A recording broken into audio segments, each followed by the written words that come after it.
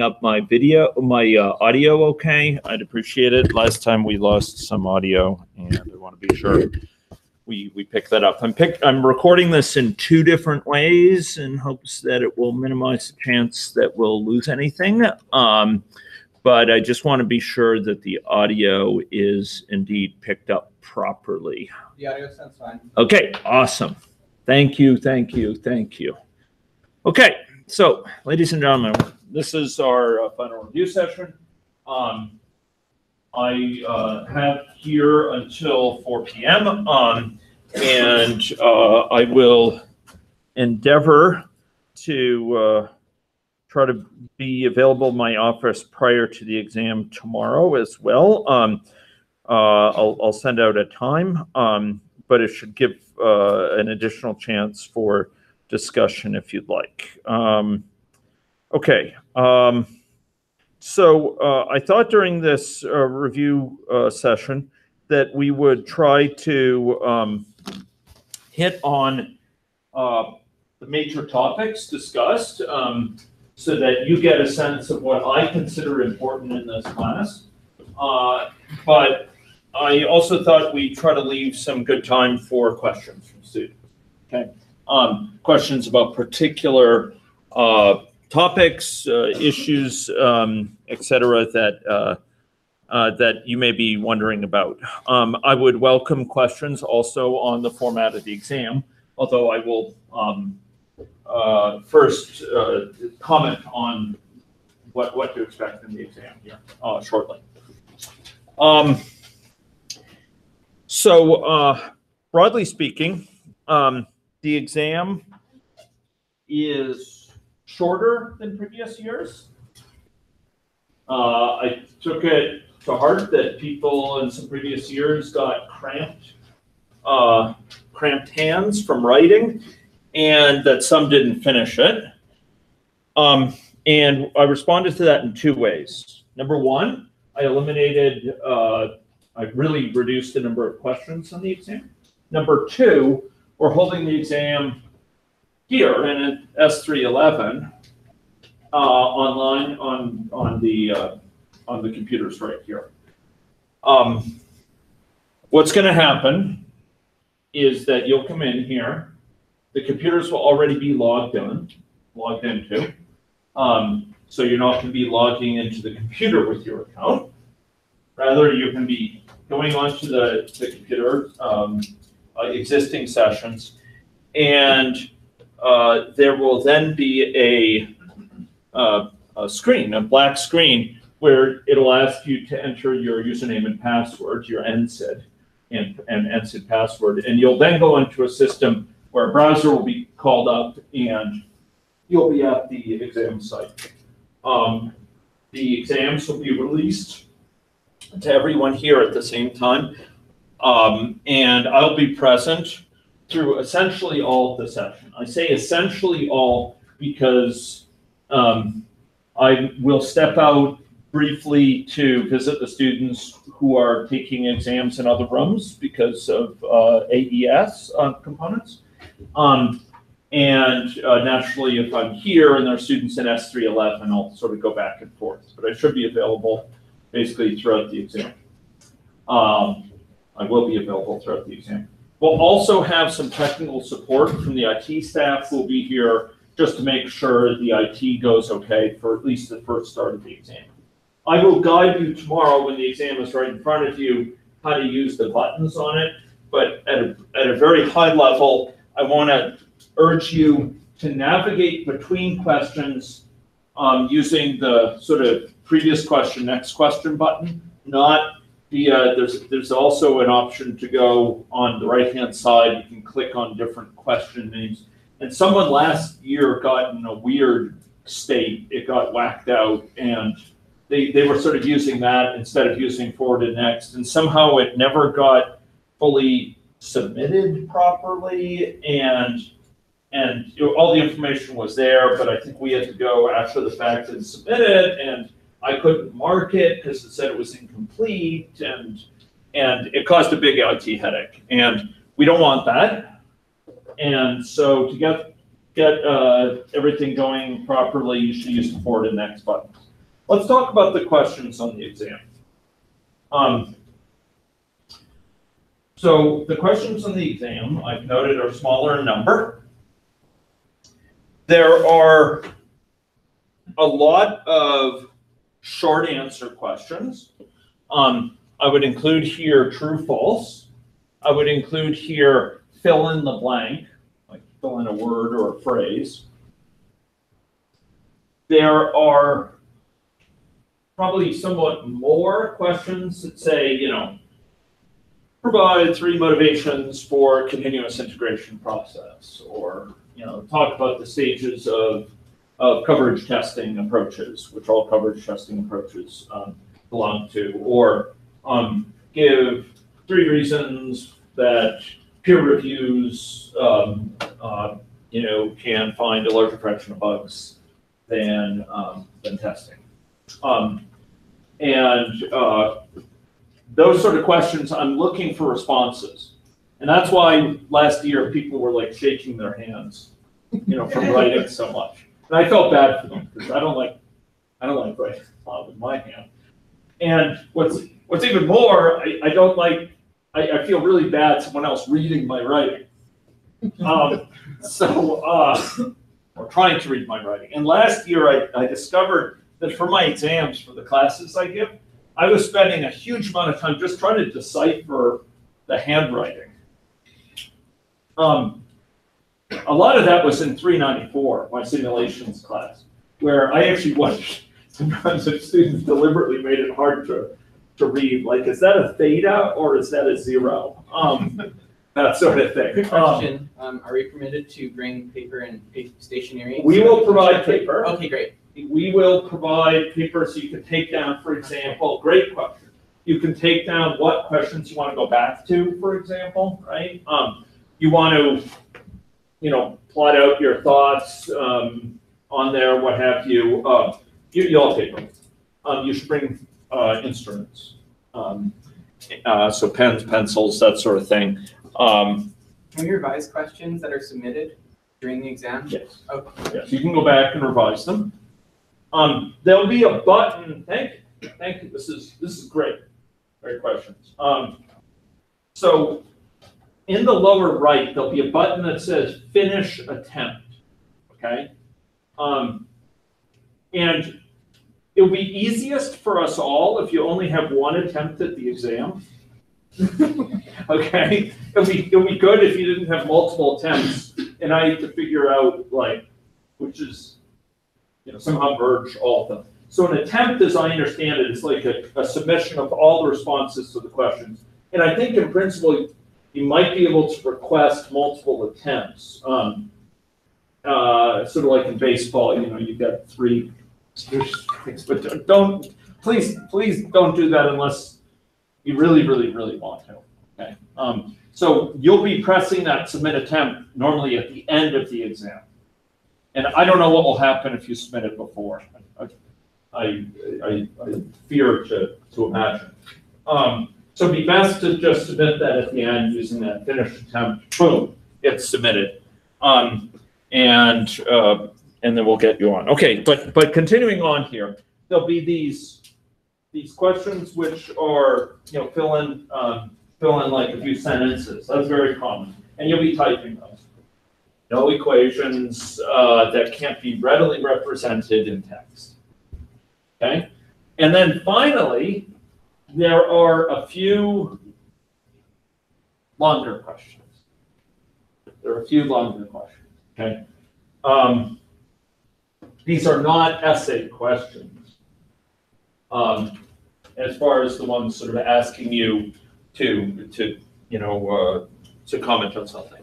There'll be a few where you might have to provide like 5 sentences or something like that. But I'm saying the longer ones are not essays, essay questions. They are questions which ask you to undertake a challenge. Okay. During this session, you'll get a sense of what I consider some of the more important things, and that will probably give you some sense. So in terms of notable topics here. I'm going to list this. Now, this was one I didn't actually prune properly. I went through all of this and I cut out some things. There were a few things I couldn't actually cover this year. This gives a pretty good sense of what those are. So the notable topics include the following: risk management. Quality assurance is a big component of this. I even have continuous integration listed twice for obscure reasons here, but a big component is testing and some other important elements of it: specifications and assertions, continuous integration, inspections and peer reviews, etc. Some scheduling, some notions of sort of what makes effective teams, the role of the project manager, accountable positions, those sort of components. Project estimation, so how long would it take to complete a sprint or what have you.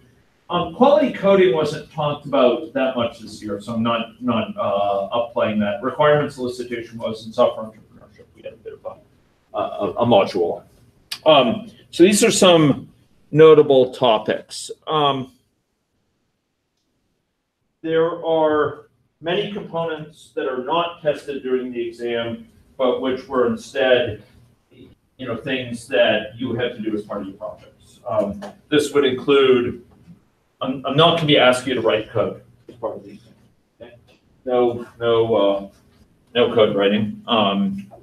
Don't anticipate any of that. What other things could be obviously ruled out? I am not going to ask you to undergo sort of regurgitation of an algorithm. For example, the algorithm I gave for prime paths derivation. I'm not going to ask you to be able to write that down.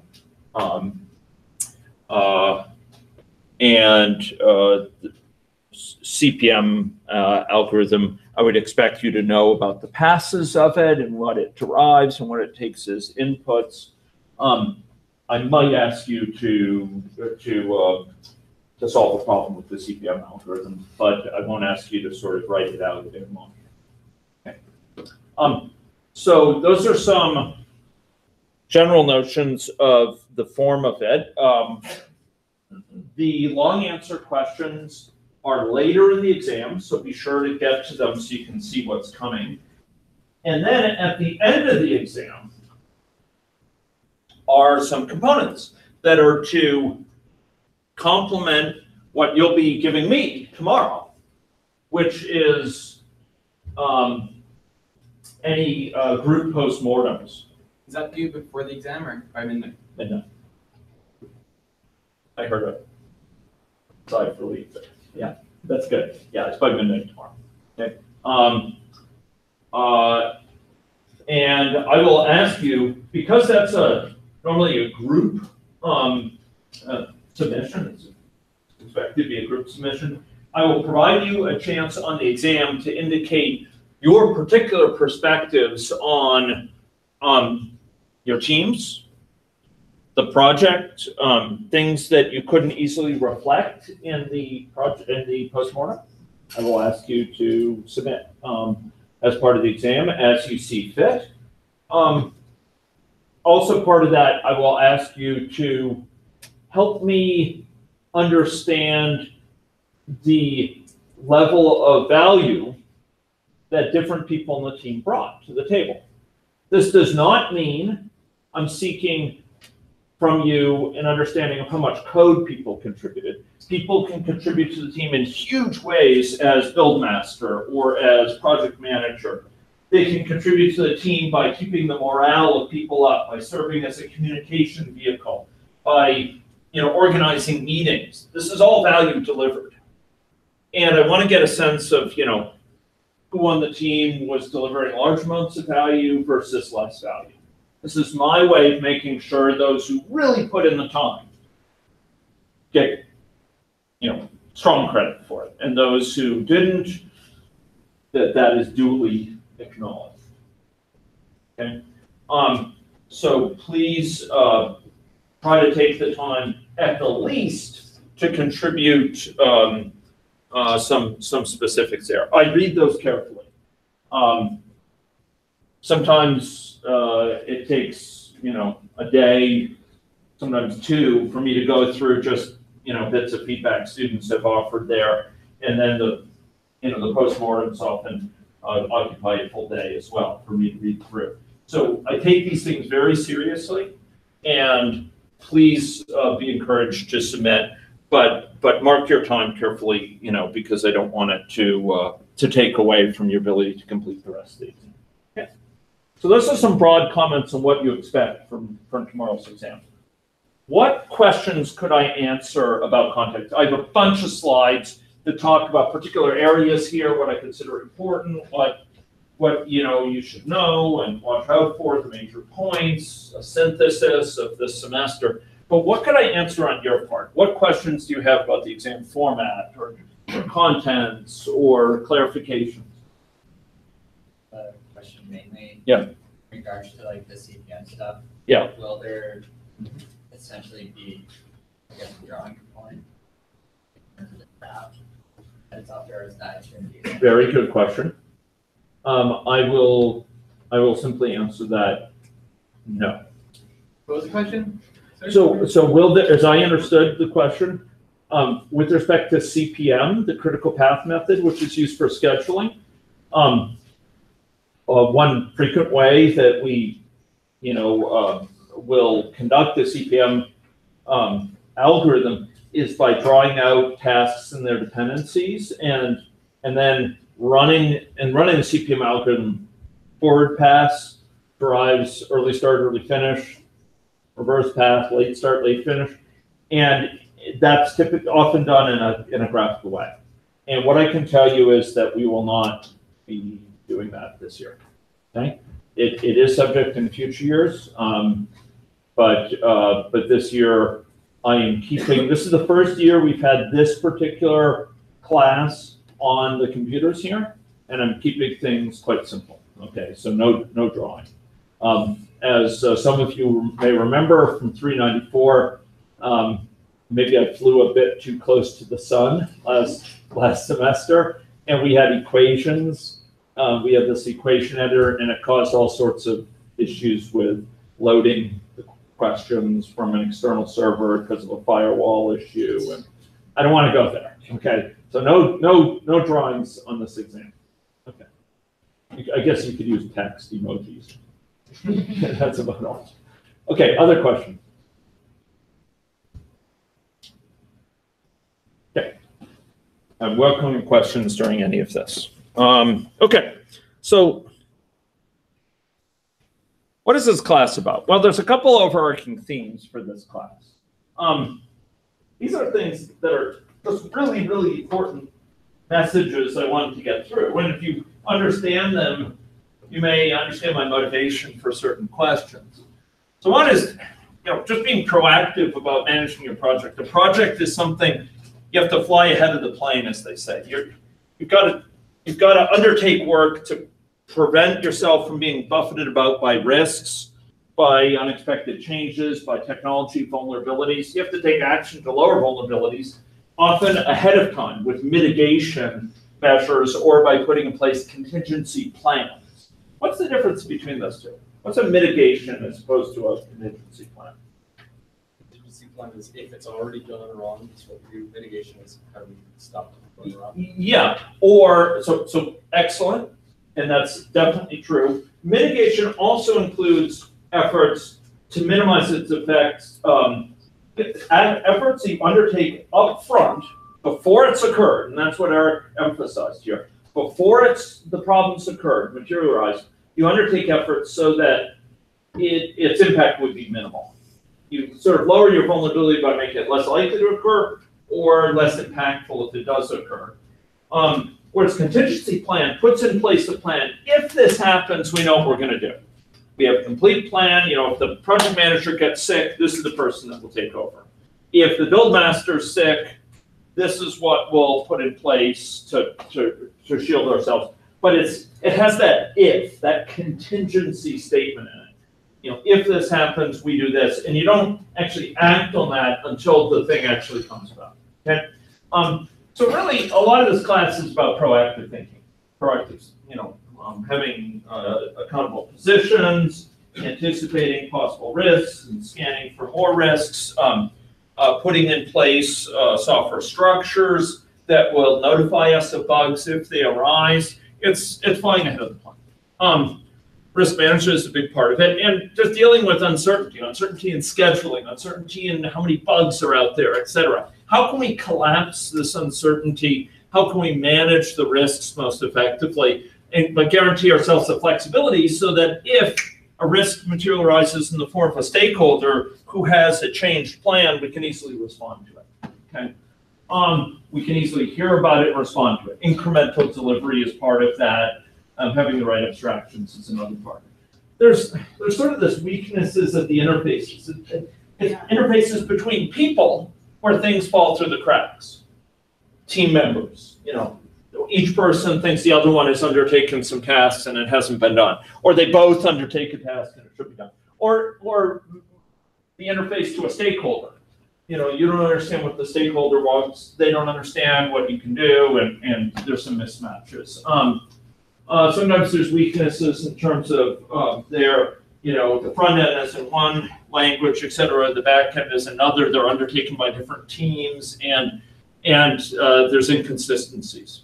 A lot of this class also deals indirectly with opportunity costs. What's an opportunity cost? Anyone remember? I mentioned it a few times during the semester. An opportunity cost. Yeah. It could be taking time to do like documentation or something like that. Good. Okay, so good. It's not to say that doing the documentation doesn't have value, but you've got to consider when you have limited resources, when you have limited time, or for that matter, limited budget, deciding on X imposes a cost because you can't now do Y. You know, you'd like to be able to do X and Y. You'd like to be able to test everything. Well, at least I do. Maybe you think so. But like to be able to test everything. But the fact is, if you test X, you're not going to have time sometimes to do Y. You put effort into a lot of manual testing. Maybe that shortchanges what you can do in terms of automated testing. You put a lot of effort into automated, it takes away from manual. So there's this cost when you're going to undertake automated testing, for example. It has a cost in terms of not allowing us to undertake something else. Okay. Same thing with putting in an extra feature. You put in an extra feature there.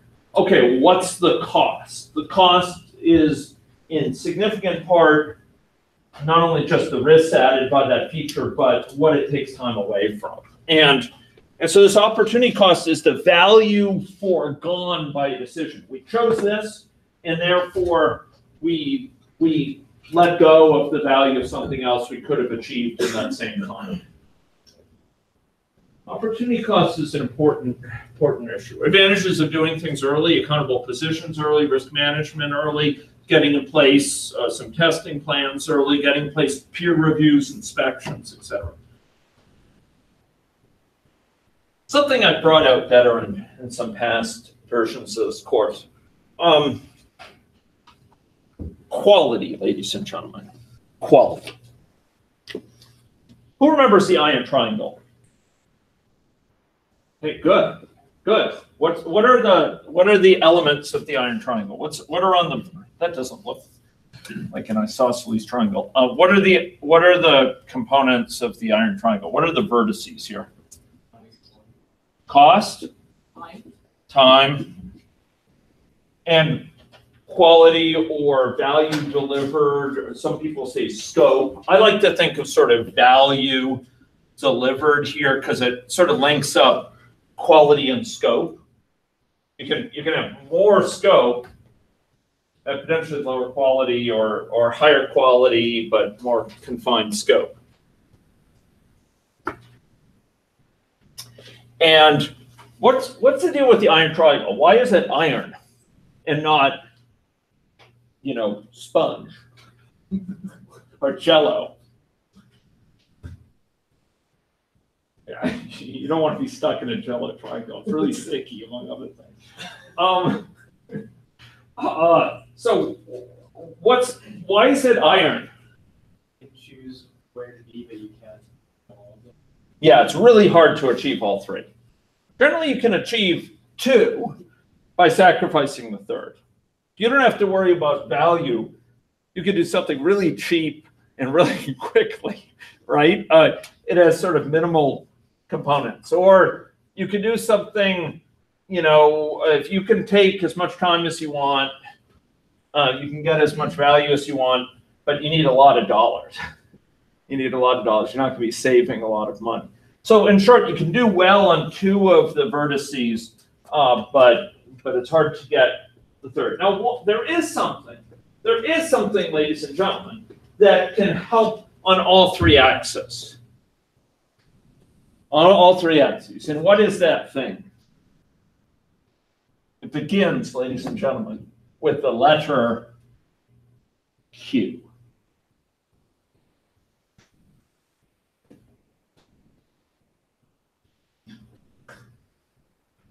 Quality.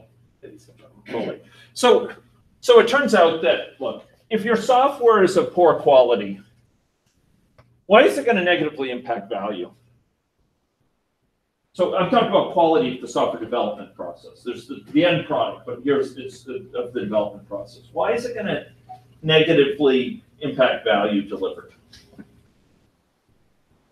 Process is bad, it makes it less efficient to get value out of it. Yeah, it's less efficient, and the quality of the end result will be worse, but the scope of what you might achieve, it can also be compromised. The value delivered to the user is going to be less. People don't like, generally they're not very welcoming of something that's really shoddy or flaky. It can take more time. Why would it take more time? In concrete terms, why would it take more time if the software development process has quality problems? Long development cycles, if you're waiting 24 hours to compile every day, then you're not getting anywhere. Good. And in concrete terms, what comes about from a process that's of low quality, where there's not really good interfaces between people, you're not doing frequent check-ins, there's issues with inconsistency in the thinking about how certain interfaces work. There's very little attention to separation of concerns. There's little in the way of testing and documentation put into place, and little in the way of assertions. What can happen? Well, it takes longer to get it to the point where it's decently performing, where it actually supports the various features in a timely fashion. And so it takes longer time. And during that time, you generally have to pay people. And so it costs more in terms of dollars spent generally. Those two, in software projects, these two often go together, time and dollars. Not always, but they're often, as we say, collinear. They sort of vary together. So in short, quality of the software development process, you're leaving money on the table. You're leaving value on the table. You're leaving time on the table if you're not attending to the quality of the software development process. If you're not doing risk management, you're going to be spending your time fighting fires that could have been prevented. And that is going to shortchange other aspects of the process. Quality ends up having lots of implications. It means people leave the project who otherwise would have stayed. People feel limited enthusiasm about staying with a project that's got shoddy quality. They don't feel really great about their work. It's a grind, and it's unpleasant because you're constantly dealing with bugs instead of delivering new value in the form of features. People leave. It's sometimes harder to get quality people. There's a lot of turnover in staff, which means a lot of need to communicate. You are on an ongoing basis just trying to keep a lid on the number of quality defects. It's hard to know where you are because how many defects there are undiscovered. and the customer is not happy, it's not a good environment to work in. It ends up affecting morale, it ends up affecting the timing of the project, and it ends up affecting cost, and it ends up affecting perceived value of the project on the part of the stakeholder. It's not a good thing. High quality projects can often be self-sustaining.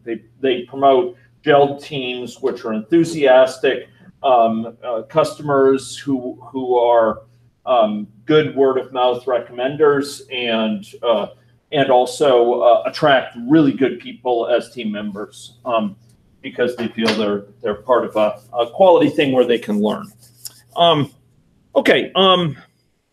I noted some of the soft and hard components. We didn't get to negotiation this year, so I'm not going to talk about it. I did talk some about the indirect effects. So if you have very long hours in your project, a lot of pressure on people in the project, what are the indirect effects of this?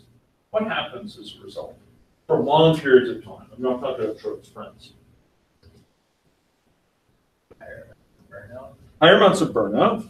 And when you get that burnout, it often is accompanied by a splitting of the team, because some people are in a position in life where they can spend the extra hours at work. Some people have caregiving responsibilities, they have responsibilities outside, they have life commitments that they've got to get to. And so you end up getting this morale differences between the teams. It becomes less efficient because sometimes when people need to communicate, other people aren't there.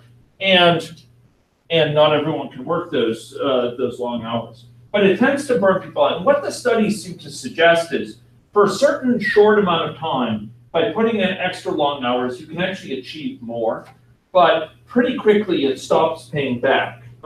Each extra hour put in is worth a lot less than earlier hours. And at some point, believe it or not, with enough hours worked extra each day, you can be in a position where you're actually accomplishing less by working, 18-hour days than you would have accomplished with 8-hour days. That's what the studies seem to show. In short, very long hours, high pressure, often have an adverse impact on the quality of the contributions. It's quality that's not you write less code, but the code you write is lower in quality, and as a result, it contains more bugs, and those bugs have to be found, and they have to be debugged. People leave the project who otherwise would have been there, and you have to train new people whose knowledge of the code base is lower, and therefore you have quality problems because of that. There are issues having to do with under pressure, people resent the manager, and the amount of communication with the manager is reduced, so they don't have a really good understanding of what's going on in the project. And as a result, they may misrepresent in an optimistic direction how the project's doing to stakeholders, and the stakeholders have expectations which are not met by the team, etc. And it goes on and on. Yeah. Yeah, sure. Be glad to. I could refer you to it. Sure. Yep. So I used to teach on this, and in fact, you can find lectures online where I show graphs from that study, but I could send it out. So to address these needs, we advocated in this class some key best practices. Many of them are listed here. Most of them, I'd say, if the key ones are listed here. Conscious, proactive scanning and risk scanning on the part of teams. When I say risk scanning, what do I mean?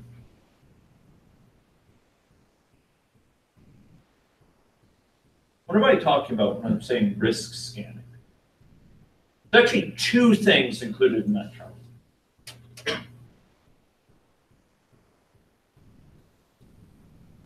One thing is looking for risks you previously identified that are going to materialize. What do I mean by materialize? Turn into a problem. Yeah, they come about. They come about as a problem. Before there were risks, now they're a problem. Yesterday's risks are today's problems. We don't manage them. Today's problems are tomorrow's risks, so we can learn from our problems we encounter, add them to our list. But one issue here for risk scanning is you're looking for things you've already identified. But that's not all. What's the other thing risk scanning does? It looks for new types of risk. Because risk changed in their profile of her project. You probably saw. Early on, you were worried people leaving the project, dropping out. Later on, and maybe about the technologies involved. Later on, perhaps your worries about people getting sick or getting overloaded by other classes, etc. The nature of the risk change. Accountable positions. We talked about accountable positions early on. Project manager, risk officer, dev lead, test lead, build master. These are various accountable positions. You know who to go to when the build breaks, for example, or to get something added to the smoke test or what have you. These accountable positions are important because they have a single point of contact who can resolve certain types of issues. Peer reviews are another thing we instituted early. What are a range of peer reviews that you may have undertaken in your projects? There's a whole range, a whole spectrum of peer reviews. What are some of those? Just checks. Actually. Okay. Inspections can be a type of code review. Peer desk checks are another type. What's something on the very informal side? So yeah, you could review documentation, but there's something I would argue that many of you did in the course of the semester to spread knowledge around, to help you think more clearly about tricky code you're writing or test cases. Peer programming? Peer programming. Peer programming is a type of peer review. It's a type of fairly informal peer review. Another thing, risk-driven incremental delivery. Why is incremental delivery so helpful? Why does it help that we break things up into pieces instead of leaving it all to one big deliverable at the end? Requirements change. Back earlier. Yeah, you get feedback from the customer earlier, from the end users earlier, from the client. Another reason. Find risks. Yeah, you identify risks sooner to the sort of full delivery to the client that otherwise might not have been clear until the deployment phase, for example, or until the late phase where they see it. So particularly risk having to do with requirements. So what's another thing about incremental delivery? Well, if you have one deliverable at the end, it turns out easy to misestimate how long it is. If you're estimating over the next 2 weeks, how much are we going to get done? You have to think in concrete terms, or you're much more likely to think in concrete terms. You're much more likely to say, okay, which features do we have? Who's going to implement them? Who's really available in these next 2 weeks? If it's 3 months from now, you can be pretty abstract about who's going to be available, how much, etc. If you're talking the next two weeks, you're thinking in very concrete terms. And you may be off by 10%, but it's less dramatic if you are off by 10%. Another thing is the stakeholder actually, yes, they get an opportunity for feedback, but they have a sense of progress, which is important for their morale. Another thing is they get value along the way. Even if you aren't able to deliver the full vision they hope, they've actually gotten something in hand along the way, and that's valuable. Okay? Incremental delivery is a key best practice that came out of the Agile revolution. And agility is seen as a key step in avoiding the Big Bang problem. Well, excuse me, I used the Big Bang in another context, but it's avoiding the problem where you're aiming at one big deliverable and you overshoot and can't deliver effectively on it. Binary mini milestones, I didn't emphasize this that much, but it's what have we done, what have we not done? Great clarity on that. Continuous integration was a key part of this class. Why is continuous integration so important? Give me 4 reasons continuous integration is valuable. Good, excellent. And a particular component of that is that your code works with code that's been recently checked in by others, right? So maybe since you started to write your code, others have checked things in, and you had certain assumptions about how their methods were structured before you started writing yours, but before you go check it in, and pretty quickly you're going to refresh to see their changes. And so it's very valuable that you're going through that check-in process frequently to get small changes from them. Or having a standard machine that works here. Good. So you have a standard machine, it's the build machine, and it's sort of a point of reference as to whether it all fits together, whether it can go through perhaps test and deployment, it's running a smoke test, etc. As part of that on a frequent basis, so that's good. What's another thing? Suppose we left for 2 months, all of you worked independently in your projects, and then you tried to check them together. What do you think would happen? It wouldn't build often in the first case, because too many things have transpired for the different components. There have been too many things moving at the same time. And it takes a long time to reconcile those things, to get a final build. And sometimes that can take a month, to reconcile all these different changes. But more than that,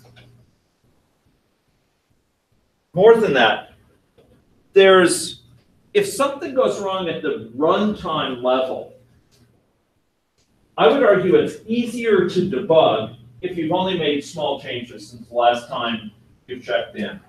Why is that? Less things to look through to find the bug. Yeah, there's less things that have changed. So if a bug comes up, you have less that could have changed between then and now. Or, to put it another way, you refresh your code. So system works fine against your version of the code base. You put in place a refresh of other people's code on your system.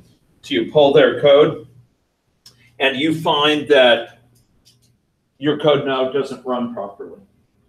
If you're doing this very frequently, you're doing this every few hours in the course of a day or every day, the amount they've changed is lower. So if it did work previously and now it doesn't, there's less of a delta. Whereas if you go 2 months, there's a lot that's changed on their side. Where does the bug live? Well, it could live in all sorts of different places. So it's easier to check where it came in. So you avoid these big bangs of waiting till everyone checks, trying to wait a long time till people check in jointly, and you've got to sort things out. You can track things down sooner, etc. Status updates, brief meetings, staying in touch. Keeping in sync for a team is key for coordination across the team. Designing for testability. Give me 4 ways you could enhance the testability of code. 4 concrete things you could put in place. Separation of concerns. You have different things dealt with at different components of the system. You have a database layer, perhaps. You have a layer associated with business logic and a UI layer. Perhaps you have differences even in the front-end UI between controller on the one hand and viewer on the other, etc. So separation of concerns actually helps a lot. Why does that help? Because each of those things has a defined purpose associated with it. It's not all belong together. It has a defined purpose associated with it. You can substitute it out. You can mock it out, like mock out a controller, mock out a viewer. But it also tends to have a simpler interface associated with it. So you can test it in isolation more easily, or you can test its particulars. Because it's not a whole bunch of things belong together, the UI with the database layer, with the business logic, you can test what it does do. It's more specialized, more specific, and you can test it more readily. So that's good. Separation of concerns. How about other things? Specifications. Gives a sense of what this does and not how it does it. That's separate from the details of how. Specifications are huge because they give you a sense of what should be the case after it runs, for example. What things should it accomplish? What are the results of the operation? And you can test those more readily. It almost invites testing. So, and you can also mock those out according to the specifications. How about another thing? What else enhances testability? Modularity, so we can substitute it out. It can help mock. I'd accept that in addition, even though these other things are related to it. Other things?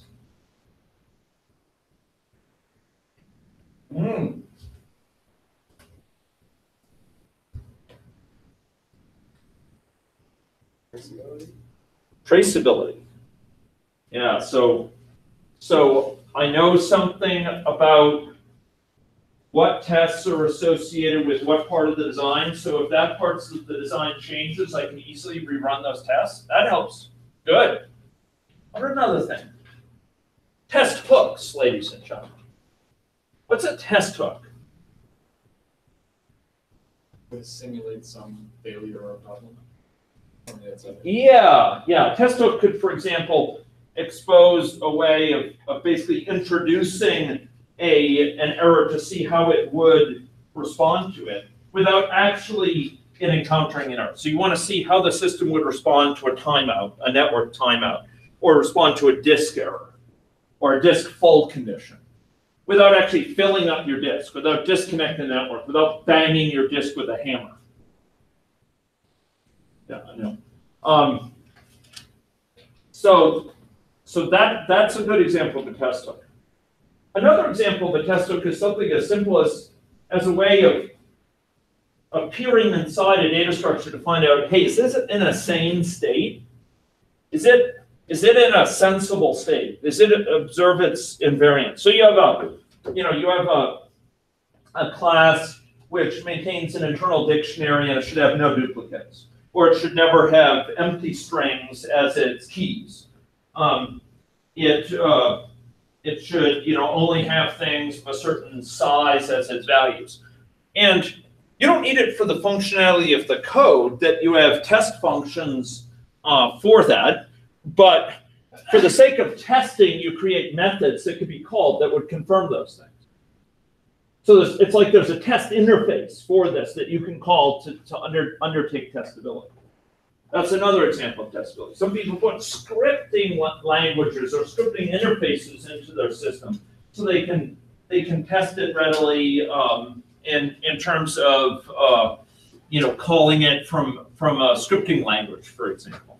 So designing for testability is valuable. Putting in place assertions can help testability. Why does an assertion help testability? What is widespread use of assertions? You can check pre. Yeah, it can check pre and post conditions. It can check various programmer assumptions. See if the assumptions the programmer is making are sane. And that can help testability. Among other things, if you have assertions, it allows you to trap the mistake. So we talked about a failure resulting from an underlying fault. But sometimes the failures that result from an underlying fault in the program occur only later. They occur in a memory, out of memory thing 5 minutes later, or they occur only when you see a weird result, 2 screens later. If you have lots of assertions, it makes it more likely that you can catch that error sooner. Okay? You can catch it closer to the fault, not merely close to the failure which would normally come about. I emphasized in this class rigorous test case formulation. And this will be a strong emphasis. How do you create test cases for functions? We gave some examples in class, something where you want to find the index at which a certain value occurs in an array or what have you. How are you going to test that? How are you going to test something that tries to find one string in another or what have you?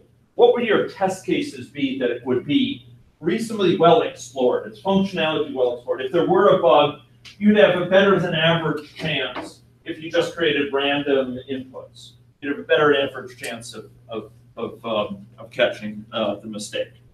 So rigorous test case formulation is really important. I talked about here the continuous integration, so I won't go into that again.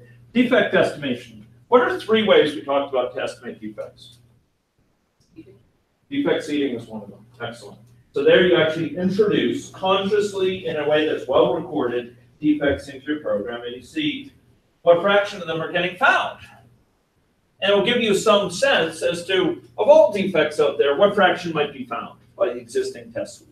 It's not perfect, but it's better than Just, a wild best guess, right? What's another method of defect estimation? Okay, using historic data. If you're a large company, you're Vendasta or something, you have a lot of experience with doing Node.js projects, with a sort of a pool of developers.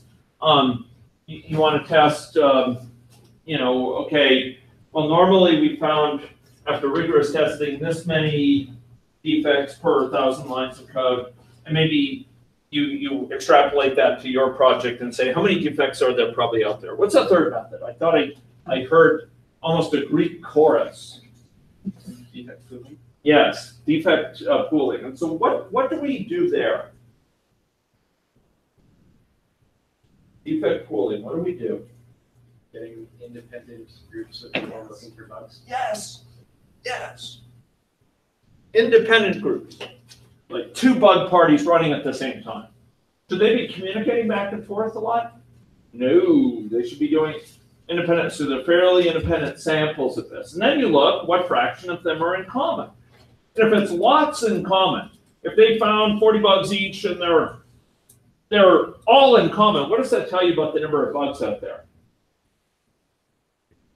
Pretty low. How if they 40 bugs each and only one of them is in common?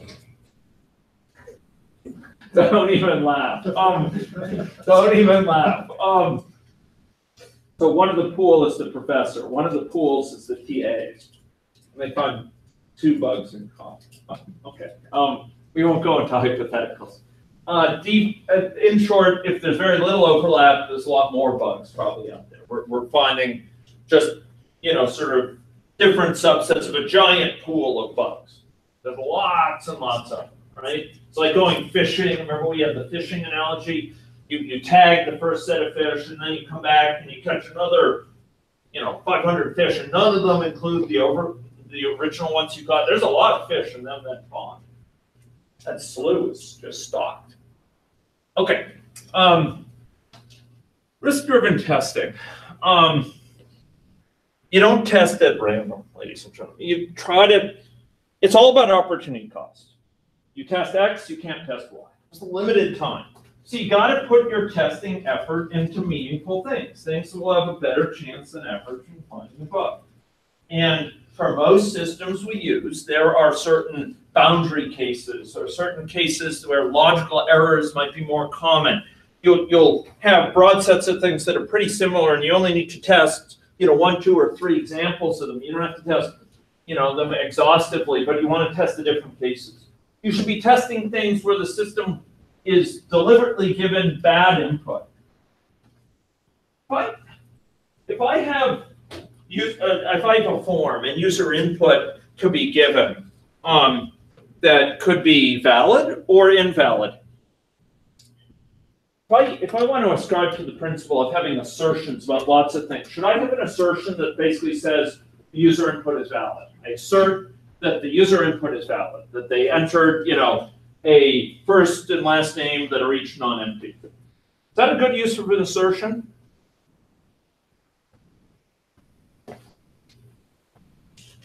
An assertion, ladies and gentlemen. Is that a good use of it?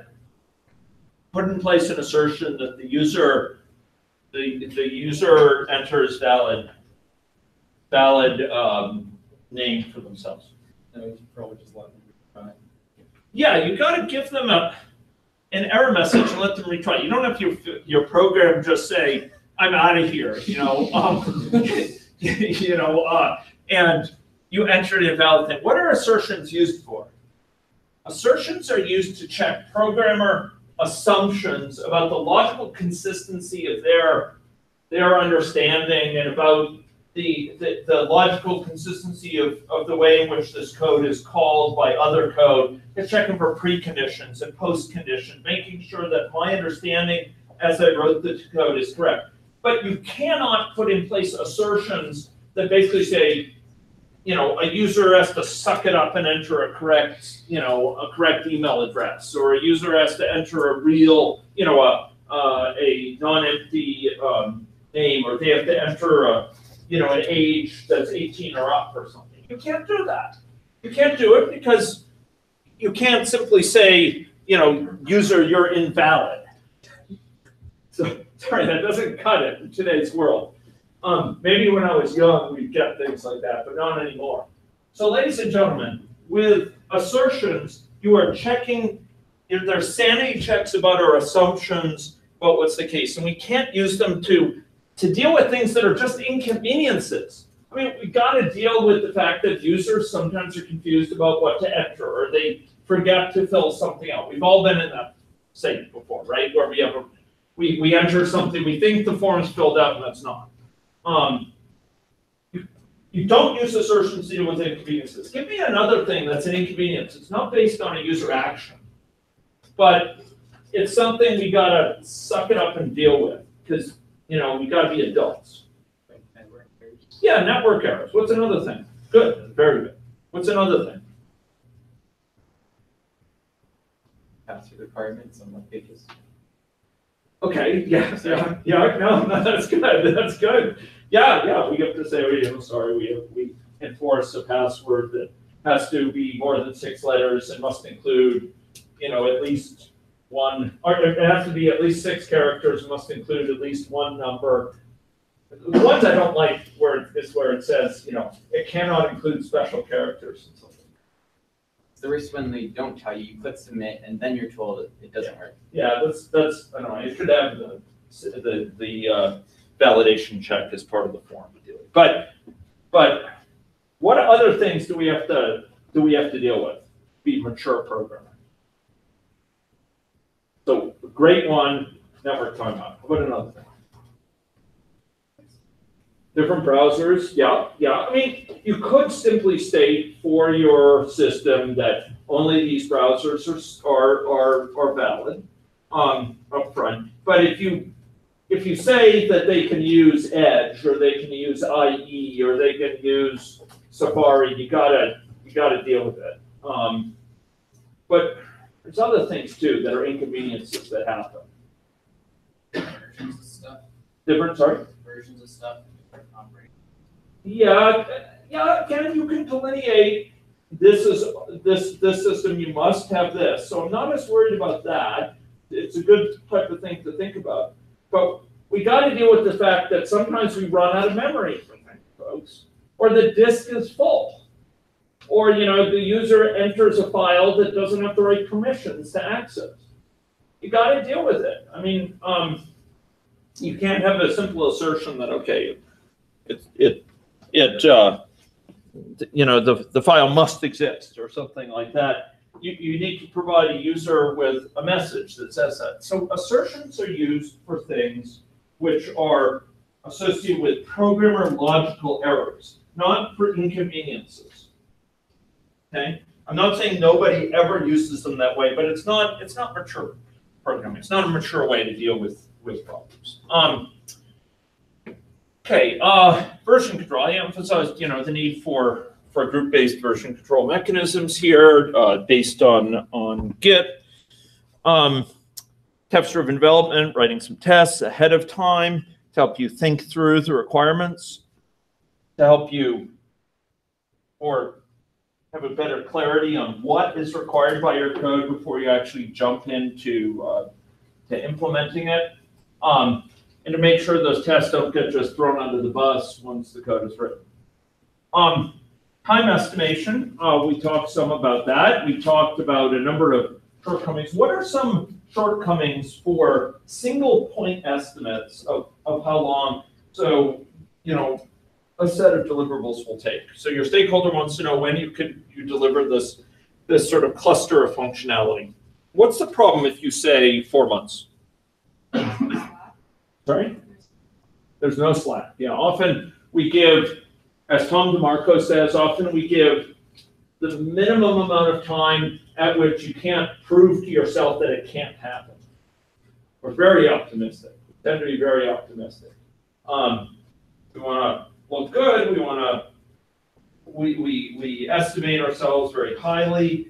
We ignore the fact that people get sick in the meantime. People may be away on vacation. You know, things may not go right. The technology may have flakiness associated with it, and we end up we end up far short of that. What's another problem with point estimates? Yeah. Doesn't express your uncertainty. Doesn't express your uncertainty. So maybe when you say 4 months, it's actually pretty big uncertainty. It could be as short as, you know, a month, but it could be a year. You just have never worked with these technologies before. Rather than pulling it out of a hat or worse, it would be much better to express a range there. What's another problem with point estimates? Bias in the estimate. Yeah, it's biased, and it tends to be biased in a minimal, in a sort of underestimate associated with it. Sometimes things are given that are targets, but the manager doesn't get that, and they take it as an estimate and as something you'll then be accountable for. It's much more effective to give range estimates. But what's a vulnerability of range estimates? Think about the exercise. The birthplace of the birth year of Alexander the Great. The size of the weight of the biggest blue whale ever recorded. The surface temperature of the sun in degrees Kelvin. What are some problems with range estimates? Your uncertainty is rarely Good. And specifically, the ranges you give tend to be too narrow. You tend to underestimate how uncertain you are about this, right? You may remember the curve and the number of correct estimates that should have been 9 out of 10, and the average was something like 4 or 5 out of 10. Process improvement, learning from mistakes. Ladies and gentlemen, this is a repeated life lesson. When things go wrong, it's not a lightning bolt out of the blue, typically. Typically, we've left ourselves vulnerable in some ways. We could have done better if we had undertaken some actions. There may have been a reason this wasn't noticed till now. So, a real incompatibility comes up between the two technologies we're using, but a good month after we started counting on them. Why wasn't that noticed till now? What could we do in the future that would make it less likely that would slip through? What would make it less likely it would occur? What would make it more likely we'd catch it quickly? Learning from mistakes, learning from improvements, being honest about self-critique and investing to improve our game in a way that can do better next time. It's a very healthy thing, and it's how good projects improve. You learn from mistakes. Today's problem is tomorrow's risk. So we learn to manage these things. And continuous improvement of processes is key. So even if you find a bug, even if you don't fix it, it can be a net positive if you learn from that bug. You learn, oh yeah, we're not testing this whole class of things this bug represents. Or, the reason it took so long to test it is because we're not running a regression test suite as frequently as we could have. You put in place improvements to communication. How did this bug come up? It was due to miscommunication between the devs and the testers, amongst the devs. So you put in place some knowledge building sessions about the technologies or what have you. Process improvement, learning from mistakes. This is absolutely central to the course. Central to the course. Change control mechanisms. This kind of goes along with the agile incremental delivery. So the stakeholder wants a change. That should go through whom? Who should handle stakeholder requests for changes? Project manager. I remember this very early from my professional career. Okay, well, it was in my first decade anyway, doing professional work. And we had a client who quite liked our system, but was very insistent. And he would find sometimes the project manager wouldn't give him what he'd want, so we'd start to call the individual developers and start to push them. Why is it so important to have that handled by the project manager? Why not the individual developer after they're close to the trenches? You know, they're in the trenches. They're close to the sort of details of what's required. Why aren't they in a better position to handle change requests? Project managers oversee the whole project. Yeah. Project manager knows who's being asked for what and different things. They probably know what other client you got to deliver for and how soon. They know how much the client is paying. Well, what's the implications to the client if I say yes? I can't express that. I can't say, okay, yeah, sure, it's another $5K, put the check in the mail. You know, project manager could. The project manager could say, well, wait a minute, we're on a very aggressive schedule already. You know, we're willing to do this, but it'll take another 2 weeks of time. We need you to cut some slack. Or, you know, we really need to talk about upping the budget because we're doing a lot of work for you beyond what was originally anticipated. I'm not in a position as an individual developer to know about all this. I don't know what the deals of the contract are, et cetera. The project manager does. And the project manager is often in more frequent contact with the client. The person who may be asking it may be you know, one arbitrary person in the client organization, and their boss doesn't know they're asking for it. Quite common. So I put it in there, and their boss is unhappy that, you know, it's dragged out the project further. They're very real things. What's the difference between a prototype and an early version of a system?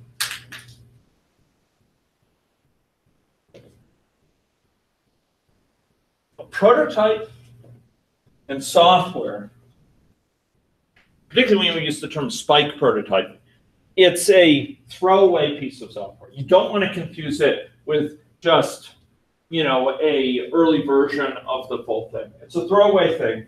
And with a spike prototype, we're using that prototype to test out certain understanding, like about how two technologies will work together, how we're going to do this, what will the performance be if we try it this way. If we have the architecture like that, what would it look like? So we have these prototypes, we build them and we throw them away because we've learned from them. And it's the learning we build up, not the code, that matters. So spike prototypes allow us to head off risks. They're a really good way of doing effective risk management. Okay, risk management, ladies and gentlemen. Different ways of handling. We can accept a risk. We can put in place a contingency plan. If it comes about, we'll deal with that. Mitigation strategies, ladies and gentlemen. Mitigation lowers the chance it will occur or its impact if it does occur. And in some cases, we can pay to avoid it. And just use a different technology. You know, we want to use Google Flutter for whip-fast cross-platform app development that hits iOS and Android. Sweet technology, but it's still in beta. We've got to put in place contingency plans and mitigation measures if we're going to use it with our client to make sure they know there's some risks technology-wise. Or we can avoid it. We won't use Flutter. We'll use a technology that's less aesthetically nice, Apache Cordova or Ionic. It's an explicit ongoing process. This is not something you do once at the beginning, and that's all. You do it on an ongoing basis. It should be conscious. You should know something about sort of identification of risks, the brainstorming about them, and then risk exposure. What's risk exposure? Well, in calculating risk exposure, we're multiplying probability, an estimate of probability times an estimate of impact if it occurs. Not so interested in getting caught up in exactly how do we measure them? It'll be off. Yes, it will be off. It'll be better than not doing the estimate at all. It forces us to consciously think, what are we exposed to? Either because it has a high chance of occurring or because it's really bad if it occurs, even though the chance is modest. So measure it in any way you want, from 0 to 1, sure, for the impact of occurring, and 0 to 1 in terms of probability. Multiply them, see what things are high in the scale, what things are low. Things that are high in that scale, an indication they probably have both a significant chance of occurring and a significant impact if it occurs, and you put your efforts into them. You prioritize dealing with them, you prioritize making sure they don't materialize, and making sure we have some contingency plans if they do, at the least, to maybe mitigate them. This risk scanning, I noticed. Oh, previously anticipated things and new risks. I'll be sharing these slides, so I'll post them. Okay, specifications. So that was risk management. Any questions about risk management?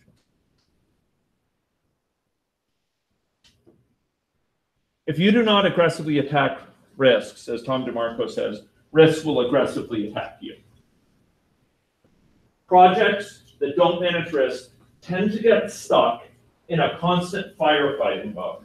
They're dealing with just being buffeted about by the latest risks that materialize, and they are unable to proactively deliver in as effective a way. They may not have the perceived time to prevent risk. In short, it's like having a boat with a hole in it. You're too busy bailing, sort of dumping the water out to plug the hole. You're just constantly dealing with a situation where you're behind and you don't have time to do it right. Why do we always, as my colleague Jeff McDonald says, why do we always have time to do it wrong if we don't have time to do it right? Often doing it wrong takes a lot more effort, a lot more time, a lot more investment, a lot more grief.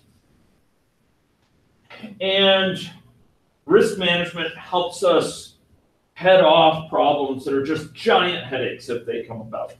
So risk management is an activity that should be going on through the project. And we can learn because today's problems are tomorrow's risks. And we can codify that and make sure we look for them in the future. And if we don't deal with them, yesterday's risks are today's problems.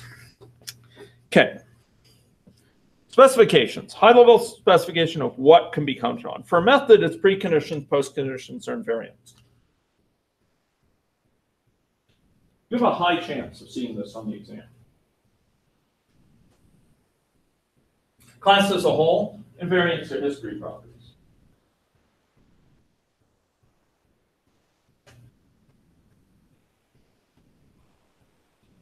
Sometimes it's unwritten. Sometimes it's very explicitly written. There was the question that you just asked again. I had asked, I said that preconditions, postconditions, invariants, these sort of specifications, they have a high chance of appearing on the exam. And for methods, they typically occur in the form of preconditions, postconditions, associated with the methods. Sometimes there's internal state in the method that it sort of guarantees as it runs that it keeps the number of items in a certain list unchanged. The class as a whole often has sort of invariance in history property. And you should recognize that specifications could be at the class level or method level. And generally we want to test these. Some things we do to test a class. We test the different methods together, make sure they work together properly. We have a push method and pop method. We make sure that if we push twice and pop, the thing at the top of the stack is the thing we push first, right? So you can imagine a formula that you test for a class. Generally, that's sort of integration testing. Below that is unit testing, where we're testing, say, individual methods. We might test preconditions and postconditions. We might test the postconditions, given that the preconditions are met, make sure it gives results that are consistent with its specification. Why does it help? I mentioned this probably at least once, maybe several times. In 470, I mentioned it much more when I was teaching it. Why does it help to have specification for a method? Or why does it help to have specifications for a class? Why not just have the code? Why not just go say, well, look at the code? Why is that not cut it? Could make it easier to test if you know what you need for preconditions. Yeah. And then you know what it's supposed to do. It's a lot easier to test. You don't have to study the code and say, what is this thing supposed to do? What is it supposed to guarantee? And try to figure out, okay, what to test. So that's really key. That's good. What's another thing? Yeah.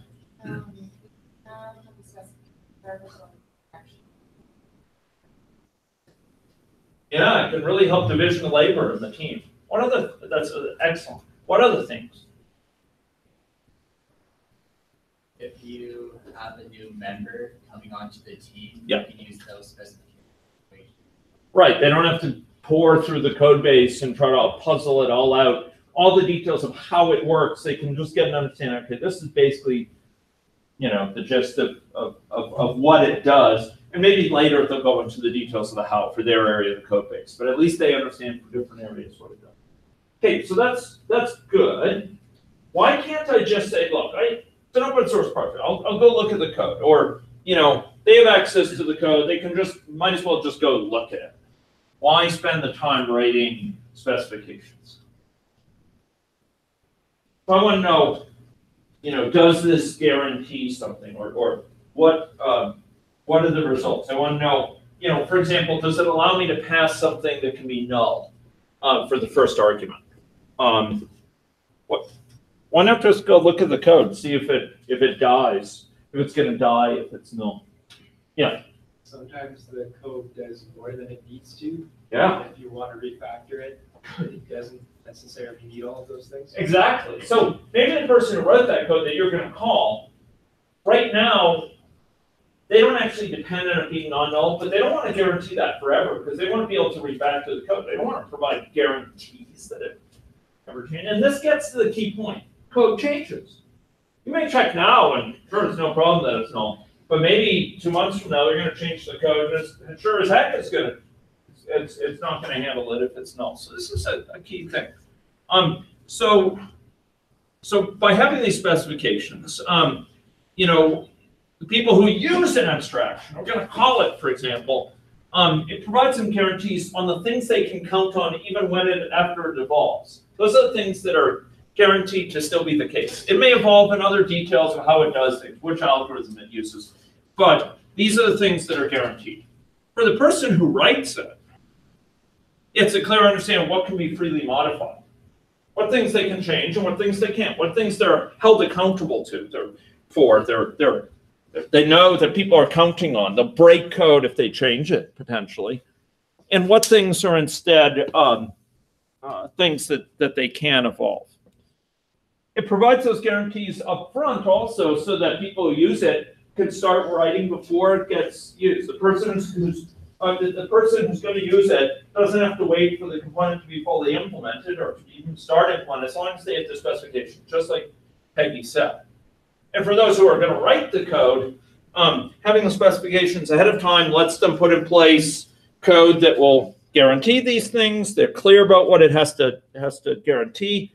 And they're clear about the tests that could work. They can put in assertions, all these good things. Specifications, ladies and gentlemen, in short, are a good thing. Okay? So conceptual clarity on what's guaranteed. Early opportunity to review the detailed design. We basically know how the system hangs together, what's guaranteed by what pieces, even before the code's in place. You can directly derive a lot of assertions. It's easier to create test cases, easier integration of the different pieces, simultaneously using each other's code, but each code base is not yet finished, but you can still put it in place. Easier to understand the code, clear documentation of derived requirements. And in some cases, it turns out more aggressive optimization that can be done. And likely significant time saving. Yes, does it cost? Yes, but it saves a lot of efforts. Talk to me, ladies and gentlemen, about fakes, mocks, and stubs. What are these referred to collectively? I'm not going to get so caught up in what are the differences. Basically, I'll comment a little bit on what there is in mocks and fakes. But what do these have to do with? Basically, if you're testing like code A and you have code base B it applies on, but you don't want to test code base B, you can simulate it. Yeah. It allows us to have sort of focused, isolated testing of one component without testing the whole system, all the things, or all the things it depends on. So we mock out something that itself needs to be tested, but we're focusing on testing A right now, not B and C that it calls. And maybe we want to test A with complete clarity by having B and C be really simple for our case. They return fixed values. They return, or they return random values between some range. Or maybe we want the mock for B and C to test some conditions that A is only calling this method once. And rather than go futzing with the code for B and C, well, why can't we just futz with the code? Why don't we modify the code of B and C to test this right now? Because that code might not yet be written, amongst other things. And it's a hassle, right? Sometimes B's implementation, A is calling B. B's implementation may be non-deterministic, it may be slow, it may be hard to get into the state, so we can mock things out. So we create a substitute version. It's a doppelganger of that object, right? Now fakes are sort of simpler version than mocks. Fakes sort of return trivial, maybe fixed values or random values. Mocks often will test more things. They check the context with assertions, make sure this isn't being called more than once, or that these things do not have, the value, the parameters passed in are not null. The thing being passed in is not an empty string or what have you. They help in spotting errors. They may do logging, etc. Back in the day, we used stubs more, and these are often just sort of fake or mock code for a particular method. Back, we do them for functions and procedural programming languages like C. We'd stub things out. Okay. So fakes, mocks, and stubs help increase testability. Remember that question earlier about testability? List at least 5 things that increase the testability of your software.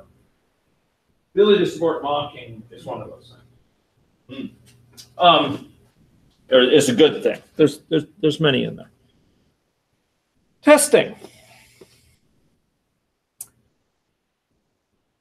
We talked about sort of the testing pipeline, the pipeline of bugs,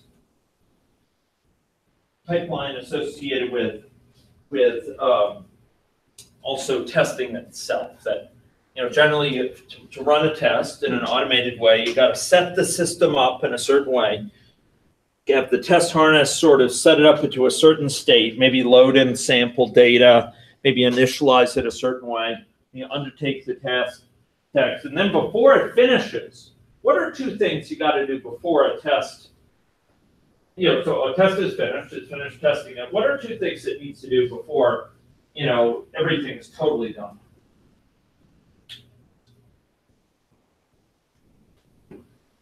One, log the results. Gotta say, okay, did it succeed or fail? Right? Maybe any error message associated. What's another thing we'll generally do? Well, it needs to restore the original state. Now, in Dockerized testing, container-based testing, this sort of comes for free because these Docker containers, except for any external dependencies you say that they can write to this external log file or what have you, they're completely self-contained and completely read-only. So while they're running, things could be going on, but once you stop them, all that state is lost. I'd stand that in contrast to a virtual machine. A virtual machine like runs on virtualized servers or what have you, VMware, VirtualBox, etc., where state is actually changing. With a container, it's a read-only construct. And containerized testing is taking the software world by storm. We test within Docker containers precisely because the restoration to the original state is just trivial to do. It's totally reproducible.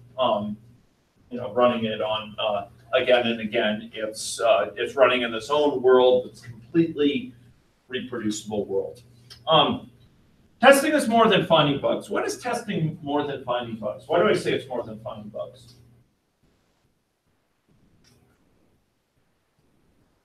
It's also figuring out where there are what's something that's not strictly a bug, but it's a big concern. not a bug. User entered an invalid input. Okay, that can cause headaches, but if we're thinking about problems with a system, what could be a problem? It's not really a bug. Yeah. A developer programs something. Yeah, it's not a bug. They maybe done it deliberately. It's not like a mistake that they introduced, but it just their understanding did not match the requirement. We call it a defect, I suppose, but typically it's not like a logical, off by one error or something like that. That's a logical mistake. How about another thing? Yeah. Really slow. Super slow. So non-functional requirements, ladies and gentlemen, are a big deal. It's slow. It's ugly. It looks hideous. Orange on red or something like that.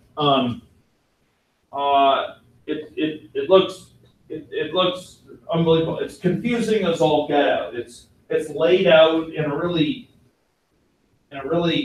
difficult to understand way. It causes a headache to look at. So these are problems.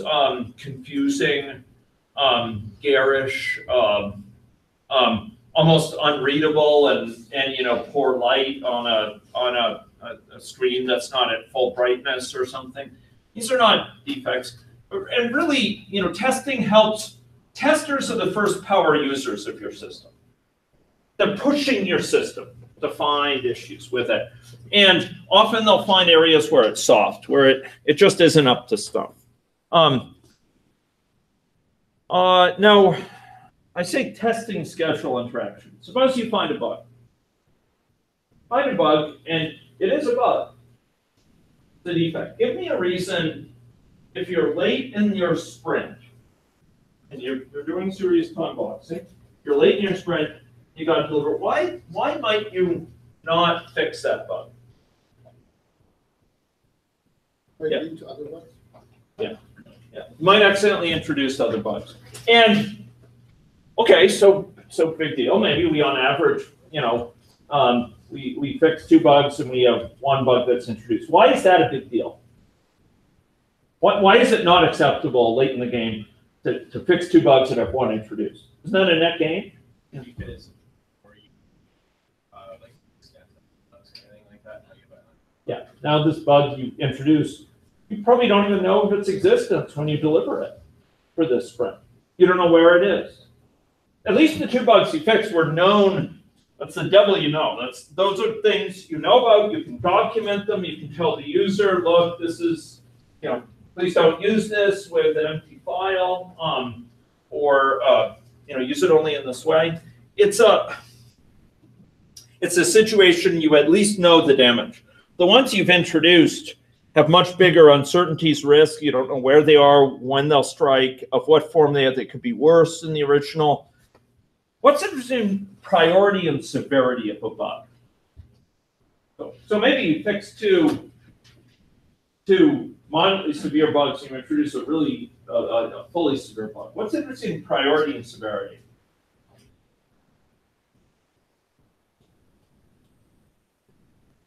And every year I feel like I give away the shop. You're all going to get 100. Have to tell them to the department head, say, yes, they all aced the final exam. Take a look at this. Walk out of my review session and just nail it. And it never happened. It's hard more in terms of how important it is to be looking at this bug and investigating it, where the severity is more how it actually affects the system, how severe that problem is. Bingo.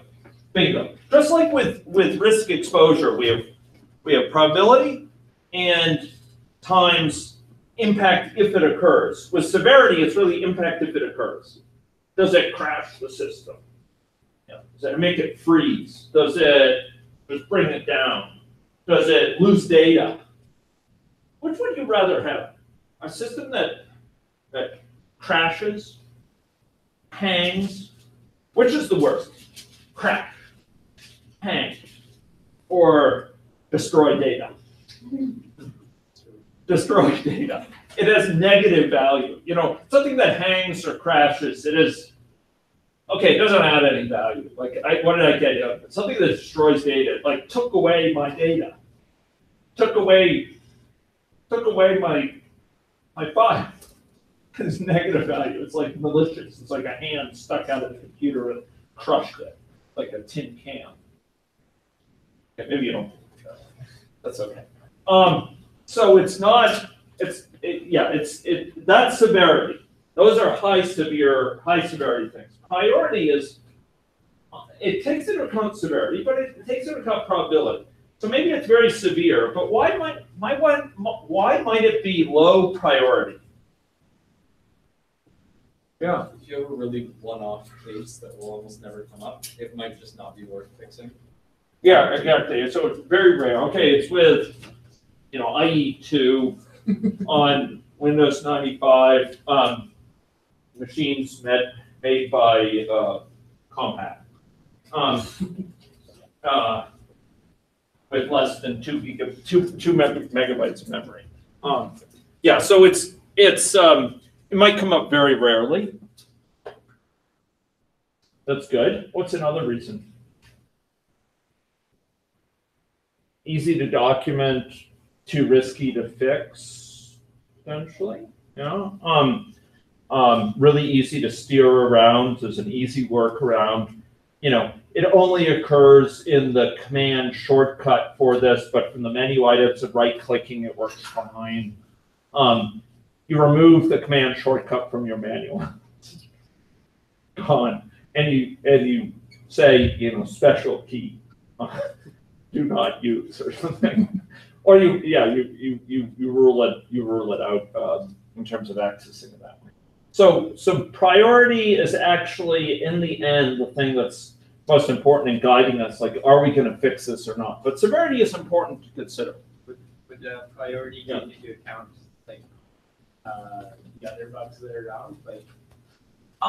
Generally, no. It's a good question. Generally, we try to define each because we don't want to have to go back and totally reclassify that as we work through other bugs, because then you get this coupling between them.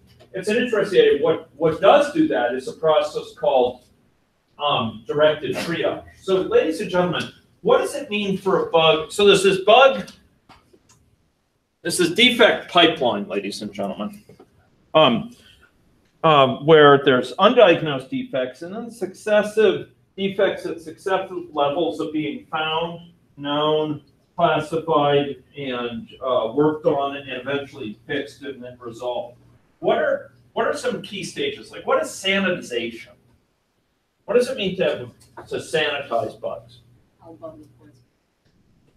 Yeah, they become active bugs. It's that key transition from an unsanitized bug to an active bug. And what does that involve? Like, what things will be ruled out there, will be thrown out? Things that are duplicate. Good. How about another thing?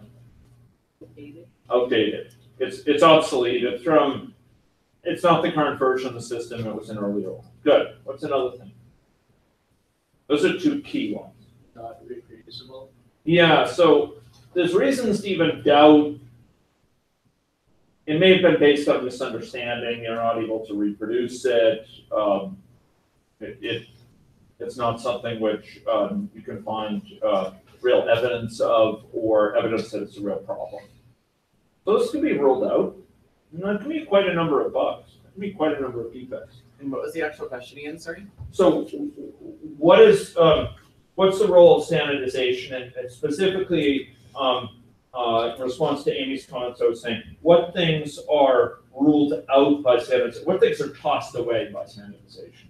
The sanitization stage, as I said, goes from a stage where you just have sort of unsanitized defects, not yet sanitized, to active bugs. And what does it mean for a bug? Like, under what conditions would a bug not be promoted to be an active bug?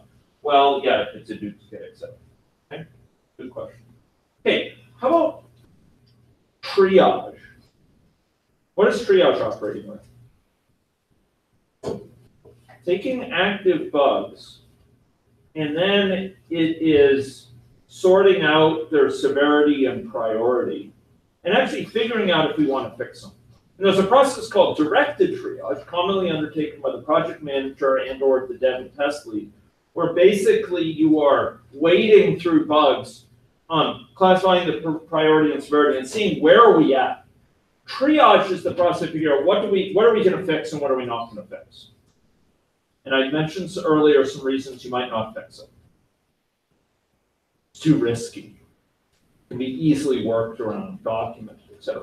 But then there's directed triage, which is really a data gathering exercise. Like, where are we at? How bad is the situation? How many priority 1 bugs, priority 2, priority 3? What are we doing? Are we dealing with a lot of, if we look at all these defects in there, there's all these active bugs, how many of them are really likely to impede our delivery?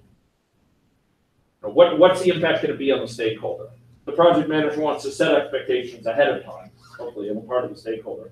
So the stakeholder knows, okay, it's going to be ripped off. This part of the program, we're still working on it a lot. You could try it out, but we got to nail these things. And so directed triage is the process of wading through and figure out what's worth fixing or not. I say testing metrics there. I didn't go in on this too much this year. What's FFR? Fault feedback ratio. For every bug you fix, what are the number of bugs you introduce? Anyone want to have a guess from big projects? What range that's in?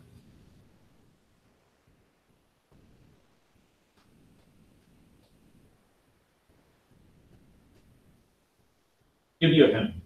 Depends on the size of the change.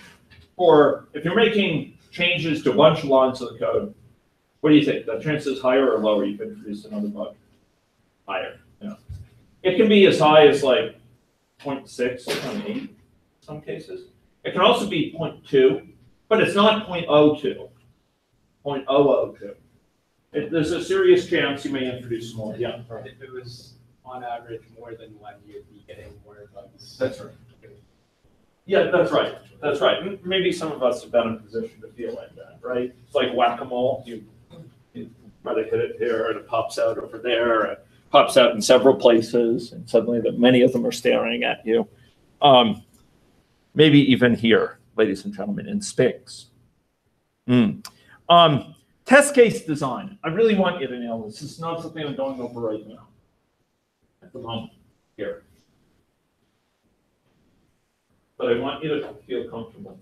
How do you put together judiciously chosen test cases for a function or for a class? How do you choose your test cases in a meaningful way to sort of show things so that they test different things? They're not all testing just one set of functionality. You want to test error situations where it should handle this error properly, situations where it doesn't handle this error properly. You want to design test cases that will exercise certain paths. Do you remember transition coverage compared to state coverage? You want to exercise, you want to choose test cases that are they going to hit every branch? So you have an if statement, hit the consequent, the thing that's hit if it's true, and then hit the thing if it's false. Or you have a switch statement, you handle each of the possibilities there. You have a loop, you handle a case at least once where you go around it, but maybe also the case where you, also the case where you don't go around it, you just skip, there's no initial one. Maybe you do 2 or 3 iterations of the loop. Test case designs to test that, or guarantee you hit all the screens in your application, and at least one test case, right? I mean, the issue is not to fit them all into one test case necessarily, but to have a set of test cases that collectively will test this thing. And you could do that at the level of function. You could do it at the level of a class. Again, you have push, you have pop, you have count of the number of things in the stack, and you want to make sure that these things are working consistently. So you push something twice. You start with something a stack of size 0, you push twice, and it should be a size 2, you pop twice, it should be back to 0, right? Make sure that works together. You push, and then you push A, and you pop, and you get A, from that. These are some basic things that it's not guaranteed it'll be correct, but you're at least testing a lot of basic functionality in a way that's not totally scattershot. Do you remember that? I hope. So test case design is important. Coverage testing. Testing for methods. Testing for classes. Be able to document. What would you document for each test case? As a basic thing, I ask you for test cases. What do you put down? What do you have for each test case?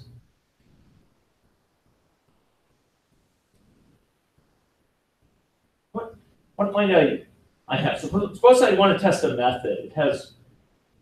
It has some arguments, and it's supposed to return a value or change state in some way. Let's say return a value for simplicity. How might I phrase each test case?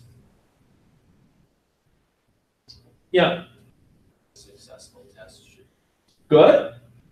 Good. And you want to specify what particular inputs are there for that test. Okay. So for each test case, think test case 1, test case 2, test case 3. Test case 1 might have this for the first input. For each of the inputs, you have a particular value. It should be a particular value, ladies and gentlemen, because you don't just test. You don't state the test cases, pick any old value. Just a particular value, so you want it to be reproducible. These are the values of the inputs, and then you should get some result, right? Maybe it's an exception term. Maybe it's a return value from it. Say, what do you expect? You have these inputs. What do I get out as the output? Many of your teams gave that to me. It was great. Oh, it was just wonderful. It was just great to see it. But make sure you give me the inputs and the outputs. Let's suppose I asked you to test a class. Not 371. I mean like a structure. You can test 371 too. Okay, but how might I test the class? Well, I'm going to be testing certain things, and they're probably going to be about interaction between methods. So I told you earlier, right? You set it up so the size is initially empty, and then I push twice, and the size should be 2, right? Number of things on the stack. Or I set it up empty. I push once, value, and then I pop, and I get that same value back. Okay. Or I go and I push the same thing on the stack and I make sure its size is 2, even though it's the same thing. Or I go and I start empty and then I pop and I see if an exception occurs. I want to test illegal things as well as legal, as long as they're not ruled out by preconditions. But there's disagreement about whether you should be testing preconditions, because preconditions should be guaranteed by another programmer. And there's some things that yes, you should be able to handle rigorously if a precondition has failed. Others just say no, you can put assertion in place and just leave it at that. I promise I'm not going to have you test preconditions. Okay. But I'm sorry, I'm not going to ask you to create tests which deliberately fail preconditions. But I am going to ask you to create tests which will see if it behaves properly, if there's things you can't control. There's things we can't control in life as programmers. Those are the things we have to be mature about. The machine is out of memory. The network is disconnected. The network is really slow. The disk is full. The user enters a value for this. And we as programmers can't dictate that. For a lot of these things, unless you make a blanket rule, this will only work for Mac OS X with this version of the browser. You can rule it out that way. But for most things, we have to handle them maturely because we can't rule them out. The network could be disconnected. gotta live in the real world, and these things can happen. You gotta be able to respond to them. So generally, we want to make sure it will operate properly when we're testing things that can realistically happen. And that includes empty values for inputs from the user, for example. It includes, a file that's gone. So we have a program. It stores its results in a file. There's a config file, and it reads it every time. Can we count on that file always being there? Can we just say we assert the file is there? The user sometimes delete things. The user sometimes move folders or whatever. And generally, it would be considered very bad practice to just say bomb out of there without that file. I mean, at least you want to say to the user, look, the key file is missing, please reinstall, or something like that. Give a meaningful message, not just bomb out, assertion and this method, on line whatever of this Java file. That's not going to be that meaningful. So when you have these external things, you want to test cases where it could happen in the real world that you fall short. Okay. Ladies and gentlemen, I mentioned triage. Triage is figuring out what gets fixed. Other things, test team linked to development team. Just don't dump it on the development team. Okay. Sorry, I'm just sending a message saying I'm going to be here longer because I want to get through a bit more stuff. Oh my gosh, it keeps on doing autocorrect on a non-English name. It's horrible. That will move meeting. Okay, there we go. Okay, now I freed up another half hour. Testing, like the dev team sometimes shadows test team members. Don't dump. The test team shouldn't dump code over to the test team just before deliverable. Often you want the dev team to stay, in sync with the test team as far as sort of having documentation for the test team to test. The dev team will be responsible for putting in place what to support the test team? Unit tests. Excellent. Awesome. What's another thing they put into place? Test begins with an H. It has two O's in the middle and a K. Hooks. Test hooks, ladies and gentlemen. Test hooks for the testers to test. So I put into place as a developer something so that you can, call to make sure my data structure is in the same place, right?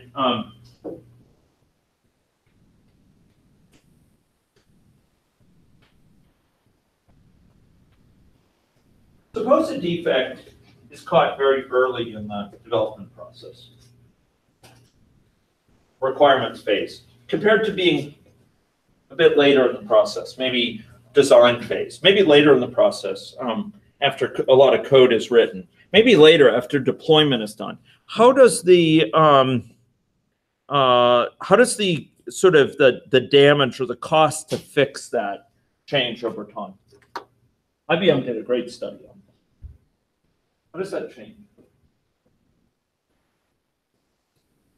It's more and more expensive. More and more expensive. In fact, it goes up exponentially.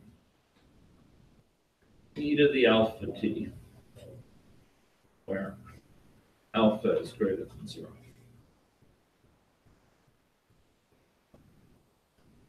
Well, okay, it depends on the time unit.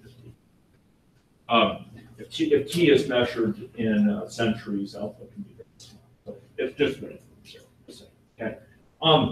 Why does it go up? What happens when we later, when it's found later? What could happen? Well, bad users can happen. If the user is discovering it, that's very bad, and then it's egg all over your face. What else could happen? More system use it. Yeah, so more systems come to depend on this error. And what happens when we fix the error sometimes? We have to retest all that, and sometimes we have to rewrite other components. So imagine that what you misunderstood was a requirement. Could you imagine that that could lead to some need to redo other components? So you didn't find this requirement until the user was given the system. They say, that's not what I meant. You know, that's not what I meant at all. You know, the system's supposed to capture medical tests, not like computer tests. So what happens if the user gets that? And or what's the implication if you've messed up on a requirement? What do you have to rewrite? What do you have to redo? What do you not have to redo? Okay, what do you have to redo though? Enumerate for me. It should be pretty straightforward. A few things. Yeah, code based on it. Good. How about another thing? Test based on. Test based on it. Test that code. How about another thing? Elements of design. How about another thing? Documentation. And one of the most difficult things to rewrite is all the understanding of the people in the team, because someone might be out sick that week, and they think it's the old requirement still in place, and they're operating on the old requirement, and you've got an updated requirement. You get this out of sync situation. The earlier you can nip these things in the bud, ladies and gentlemen, the better.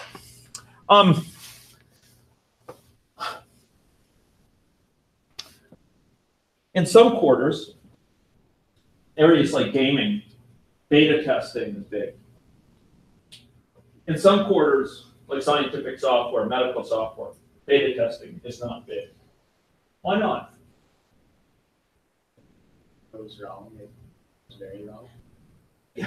Yeah, and sometimes it may not be obvious, like for scientific software, that it's wrong. It's just they come to the wrong conclusions. And scientists will not be happy if it's led them to wrong conclusions and they don't know it up front, or they know it only after someone has published a rebuttal to their paper, after it's published and they have to do a retraction. They only discover it after the fact. And medical software could cost a patient their lives, right? So beta testing is not very desirable, particularly when it's not obvious. Tax software is another thing you don't want to have in beta. You do your taxes based on the beta version of the product. No, you don't want that. Believe me. You don't want that. So, there's certain areas where beta testing can be good, and there's certain where it's not. Beta testing is often more of a marketing scheme. It's often to get people excited about your system, get it out there before competitors get out, or to get them some early feedback and so on. And for that purpose, it can be very good. But relying on that for your core testing responsibilities is a fool's errand. You alienate a lot of users who could have been users of your system. The quality of the reports that you'll get back, think about it.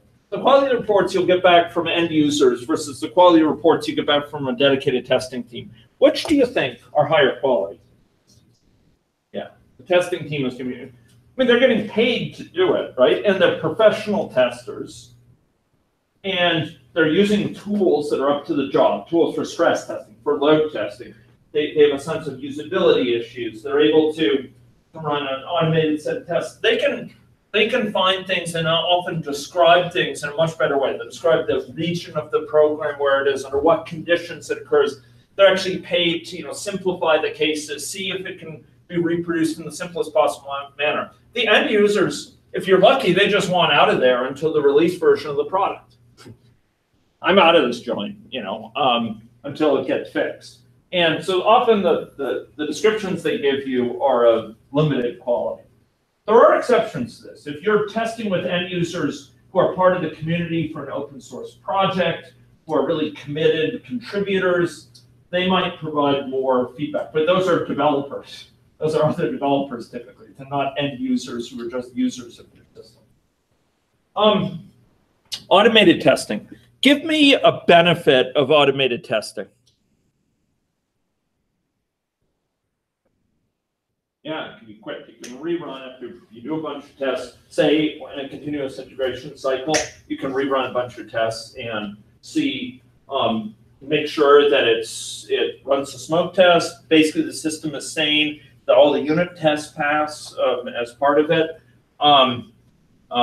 Great. So quick. You can run them really quickly. A lot better than if every tester had to be summoned out of bed to, go run the test. Okay, what's another benefit of automated testing? Yes. Standardized and enforced. Standardized and enforced. You have a clear baseline. You have reproducibility. It's going to occur. After each one. What's a big disadvantage of automated testing?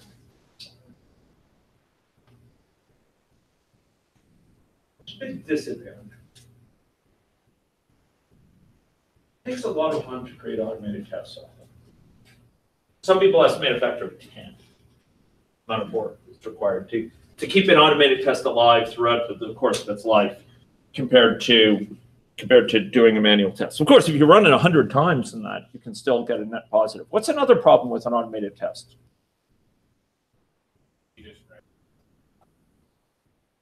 Good, yeah. So there could be bugs in the test. I kid you not. Some people talk about testing their tests. I mean, there could be bugs in the test that actually prevent it from being viable. But what else happens, ladies and gentlemen? So much of software engineering is about buffering ourselves, limiting the impact of change. What else how can change affect automated tests?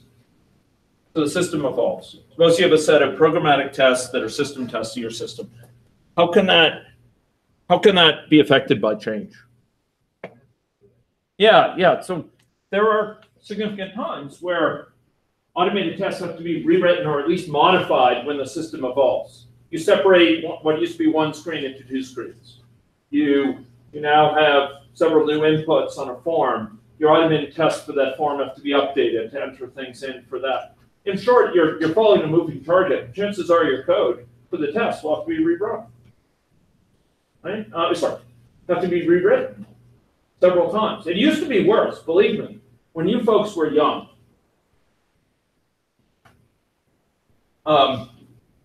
Tests could be broken. UI tests could be broken by, if you moved a button a few pixels to the left or right. The code to do the test through the UI of those could be broken because it depended on the exact location. These days, things are more robust. But there's still vulnerabilities there. Also, automated tests don't have the flexibility of repertoire that manual tests do. Moving right along, man, this is like core.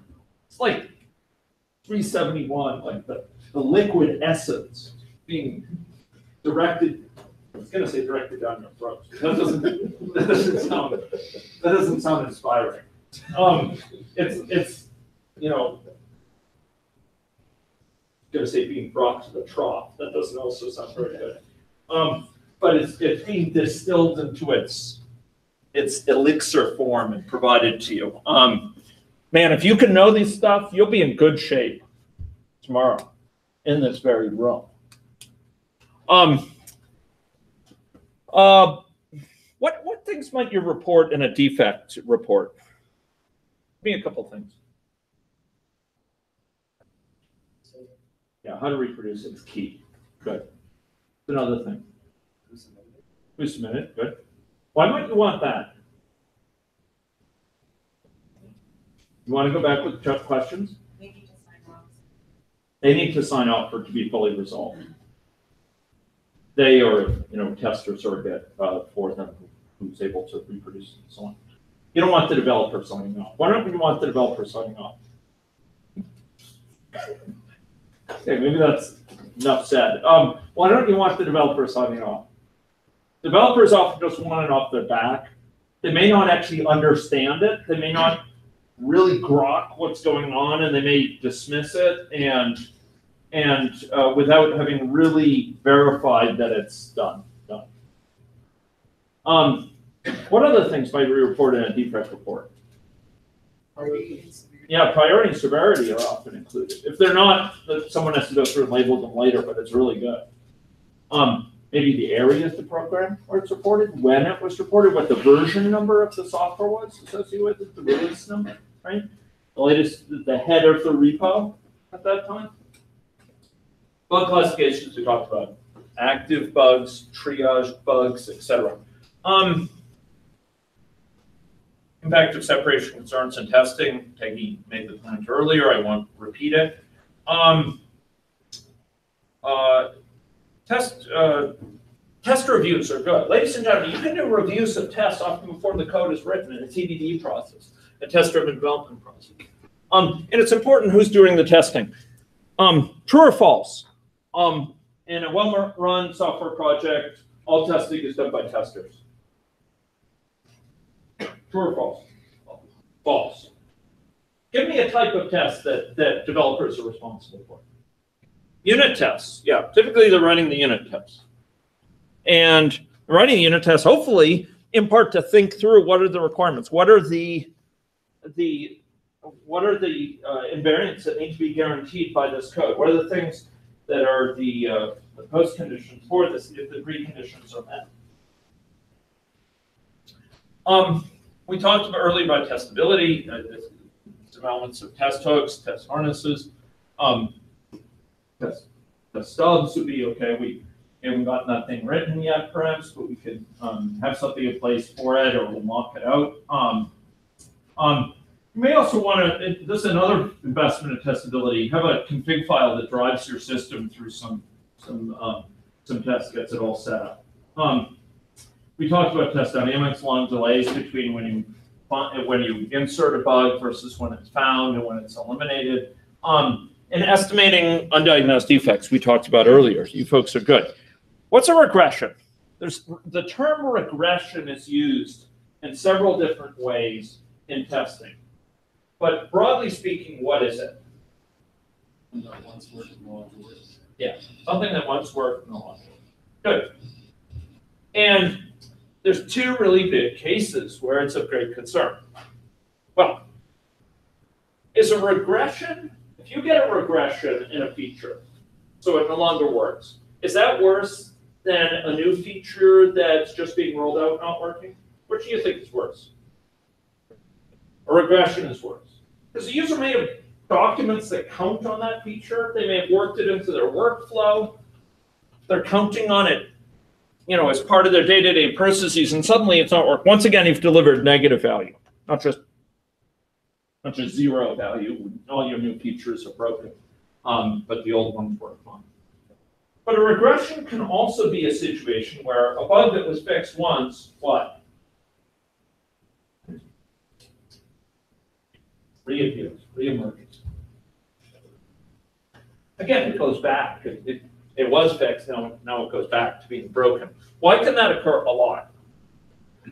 Give me one reason.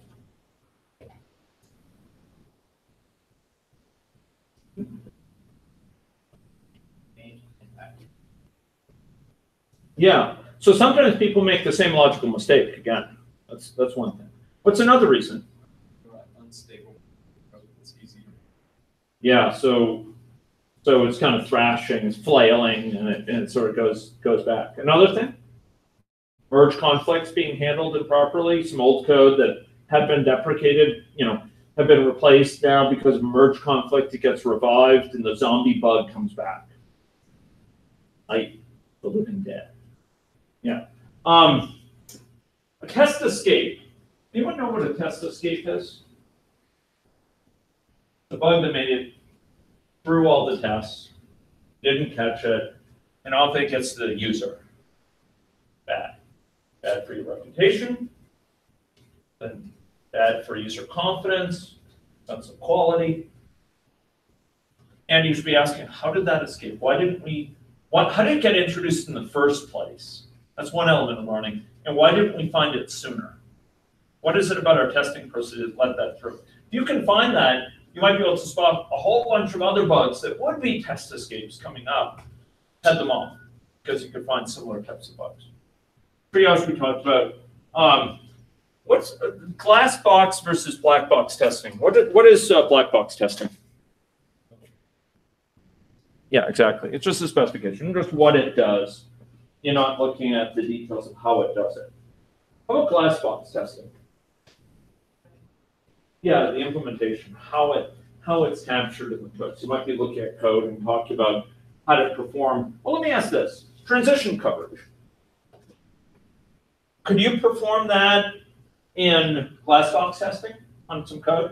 If I gave you some code, could you say how you test it transition coverage wise? Good. How about for black box testing? Could I test the system? I don't have access to the code. It's an Android app someone has given me. Could I do black box transition coverage if I could map out its screens and how to get from one screen to the other?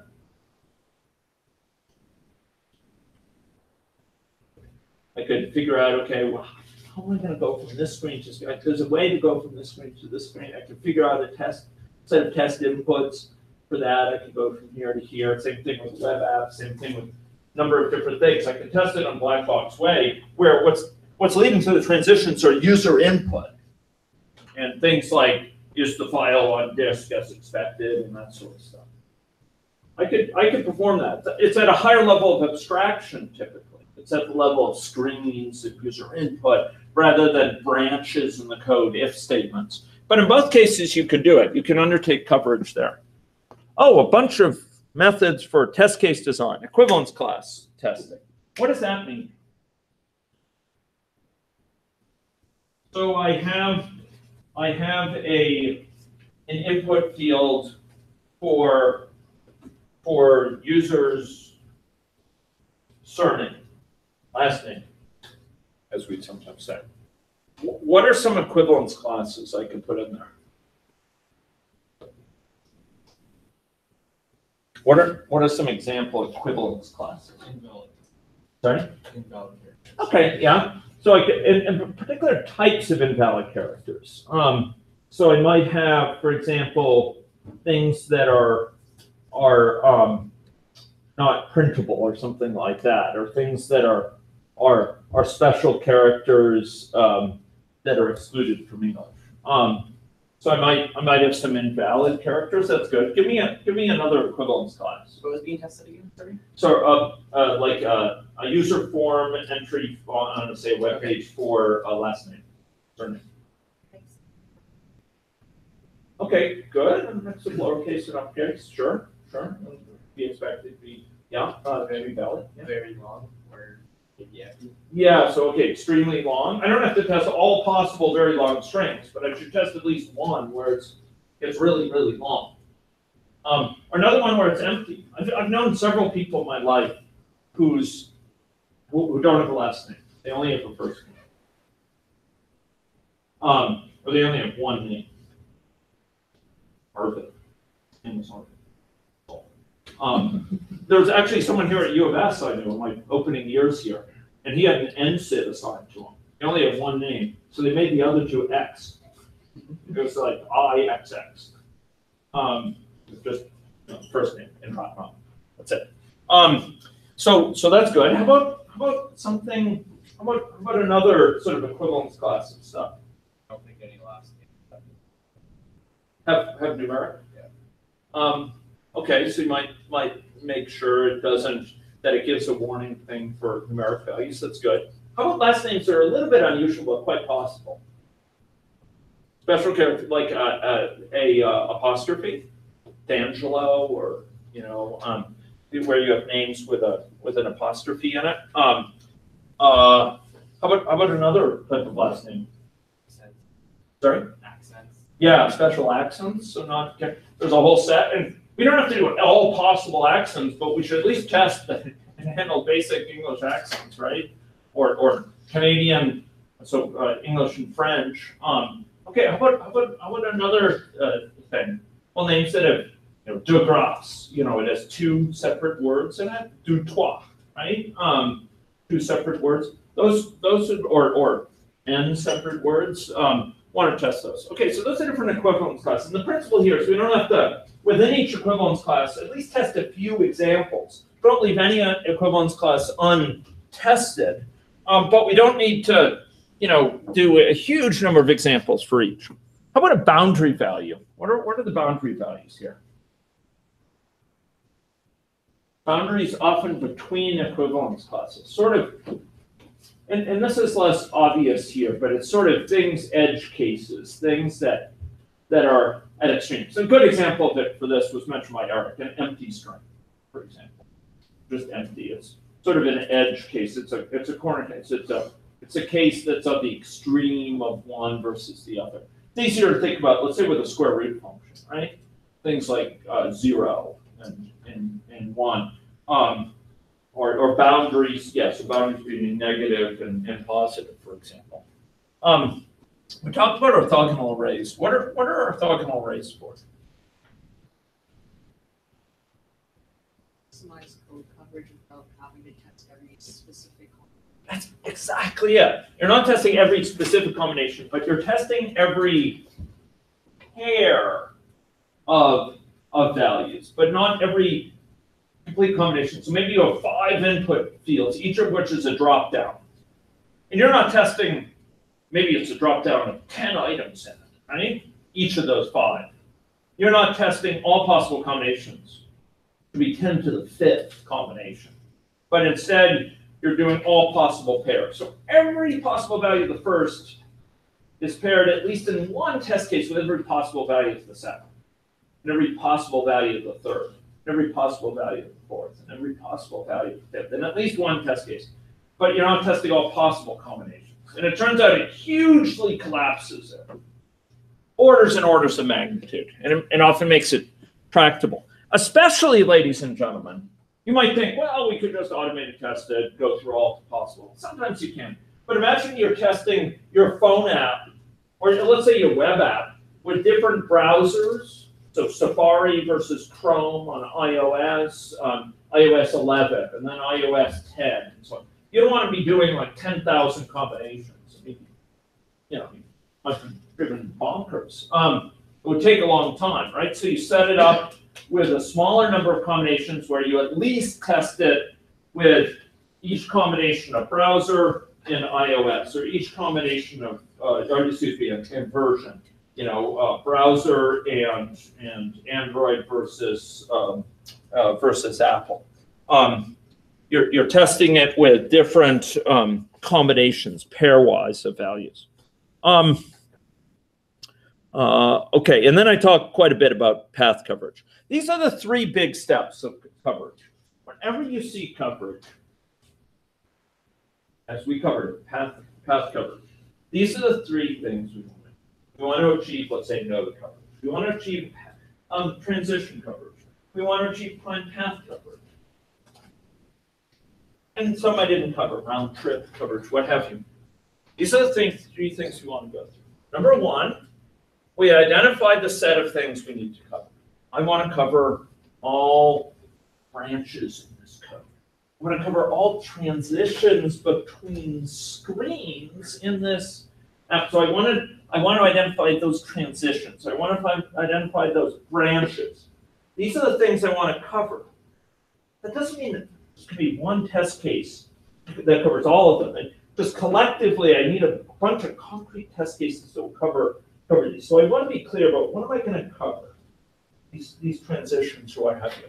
And then you develop a set of paths that include all these things. So you can go this way, that way. And collectively, those paths have to add up to cover all the things you want. That one path or another, you hit this branch, or you hit that particular branch, or you're guaranteed to get to this place in the code where a network error has occurred, or what have you. So you develop a set of paths. These are abstract paths. And then in the final thing, and I want to emphasize this is absolutely central. You develop a set of concrete test cases. When I say concrete test cases, what do I mean? What do I mean by concrete test cases? You should especially be confident about this in the Thorvaldsen signal. After all, it was a concrete Same exact values. Yeah, it's precisely specified inputs. Set of concrete test cases. For each test case, you say, these are the inputs. And by the results of those inputs, those go on a certain path. Right? They have the input like this. The file is missing. Forces it to go down a path where, it says is the file open, or is the handle returned by fopen, is it null? Yeah, it's null because we made the file missing. So for that test case, it will go this way. So each of these test cases will cover the path. So So first you identify the things you want to path, like the transitions, or the nodes, the sort of points within the program, or the screens of the app. You want to be clear about those. Then you develop a set of paths that will cover those things. And then for each of those paths, you figure out a concrete test case that will exercise that path, that will go that way. Does that make sense? It will go that way amongst the, so you have a path that goes, the if statement, the first if statement goes the true, consequent, and then the next if it goes the alternate, it's not true, and then it goes one time around the loop, and it continues on, then it's done. And in order to exercise that test case, we have to come up with a particular concrete case. Remember in class we saw this example of a URL decoder thing? I don't know if you remember that, but it's in my slides. So basically, we had to make it go a certain sort of path through there by choosing a URL that would make it go that path. That's what I'm talking about, concrete test cases. Okay, would have made Thorvaldsen proud. Okay, time is short. Deterministic planning and scheduling, Gantt charts, CPM diagrams. What's the big gain of a CPM diagram over a Gantt chart? Anyone say? Shows dependencies. It captures dependencies. If you change one of the things, you know what it impacts. Beautiful, beautiful. CPM algorithm. What's the first pass? Is the first pass the backward or forward path? Pass. Forward. And what does it compute? What are the inputs to the CPM algorithm? What are the outputs? Inputs are what? You give it.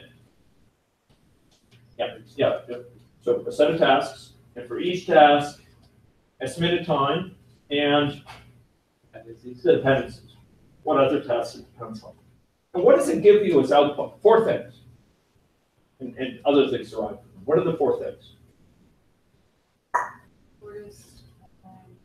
Good. Yeah, it gives you that, and that can be derived from these things. Good.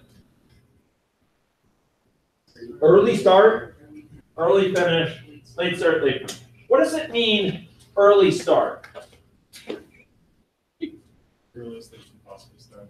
Yeah, earliest you could possibly start, given all the things that have to be done before you. What is late start? The latest instead of delaying. Without delaying the whole project. That's exactly right. Bingo. A certain gap of enthusiasm, but I'm used to that. And from those, you can derive float. What is the float? How could I compute float for a node? Call it slack. It's another thing. Yeah, it's the difference between the late start and the early start. The difference between the earliest we could possibly start it versus the latest we could start without delaying the project. Let's suppose it's 0 difference. What does that tell us? Yeah, well, we have to start this now, and chances are it's on the critical path. Technically, you can have some that are not in the critical path, but the critical path is the longest sequence of 0 float edges from start to finish. Could have some that are not on the critical path, but generally speaking, it would be on the critical path. That would be very commonly for the simplified assumptions we use. And that tells us we got to start it. The earliest we can start is when we have to start it to avoid delaying things. Okay? Avoid delaying the finish time of the project. The critical path is this thing we cannot slip. If we slip on the critical path, what happens? The whole project is delayed. Could there be some things not on the critical path? You bet. And those things can be delayed comfortably because we're waiting for something else. They're not the bottleneck. They're not the rate limiting step. Does that make sense? Okay. Estimation. Okay, time is short. Man, this is tough. Estimation, target versus estimate. What's a target versus an estimate?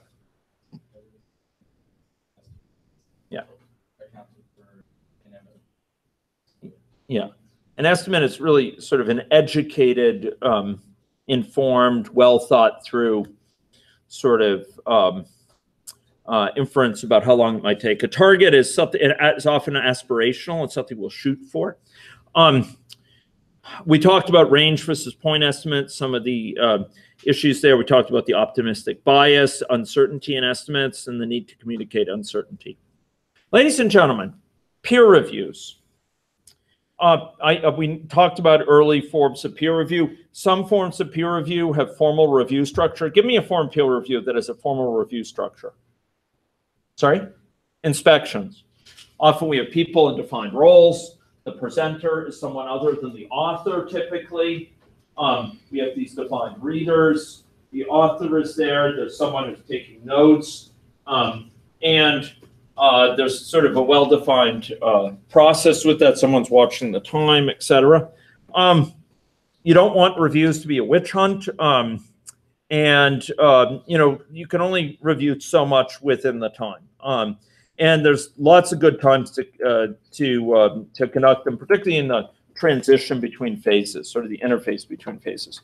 I talked some about software entrepreneurship, the broad types of business models, consulting versus other types of models like shrink wrap software associated with and sort of service delivery. There's pricing that often goes into this, desire to bring in customers early, to charge less for people to get their feet wet. And there's licensing that can sometimes complicate it to guarantee those things. I talked about financing mechanisms, bootstrap your company, paying your own money, bring in money from angels or from venture capitalists. Venture capitalists typically investing other people's money and often in larger amounts and in a corporate context. Angels often smaller amounts of their own money or family money. You need solid legal documents and structure. You want a dispute resolution process that involves escalation from things like early guaranteed meetings, to mediation, to arbitration, before you get to litigation. And marketing and sales are not the same thing. Marketing seeks to alert people to it, draw them in. Sales is often tough negotiations to sell it to them in a way that they still feel they're getting value, but they're often paying quite a bit for it. Marketing seeks to excite people about the potential of the project and often the product, and often sales is much more, brass tacks. You're going to need to really, shell out for this, for it to be worth it to the developers, etc. The first client is absolutely key. And I noted partner equity concerns, and there's a risk of imbalance in risk leading to partner problems, which often stymie things. I also talked about requirements, the key importance of solid requirements. We talked about the problems if the requirements are off, the need for structural elicitation, ways that you can minimize or lower risk by repetition, by rephrasing, restating it back to the client or asking them to restate things. A clear need for prioritization of requirements, for you to be clear which things are higher priorities as part of the requirements, and to have a sort of a crisp statement about of the requirements. And you need stakeholders to be on side with the project and make sure they're in sync with each other and you're not getting totally different messages from different ones. There's sources of error in terms of misunderstanding, in terms of not writing it down. People hear different things. Sending several people at the same time and having this sort of repetition is helpful. And you got to be careful with change control, with requirements changes on the part of the stakeholder. And you want to set expectation on the part of stakeholders. I've just presented what I consider the most important components of this course in this time. I realize I glossed over a lot of things you may wonder about. I will try to be in early tomorrow at my office if anyone wants to drop by. Otherwise, it will be my great pleasure to see you tomorrow in this room for this exam, for which I now feel that you're embarrassingly prepared. And I hope that, ladies and gentlemen, you ace the exam. Okay. Thanks very much.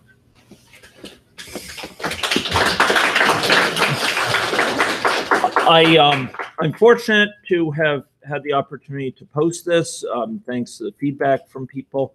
And I will see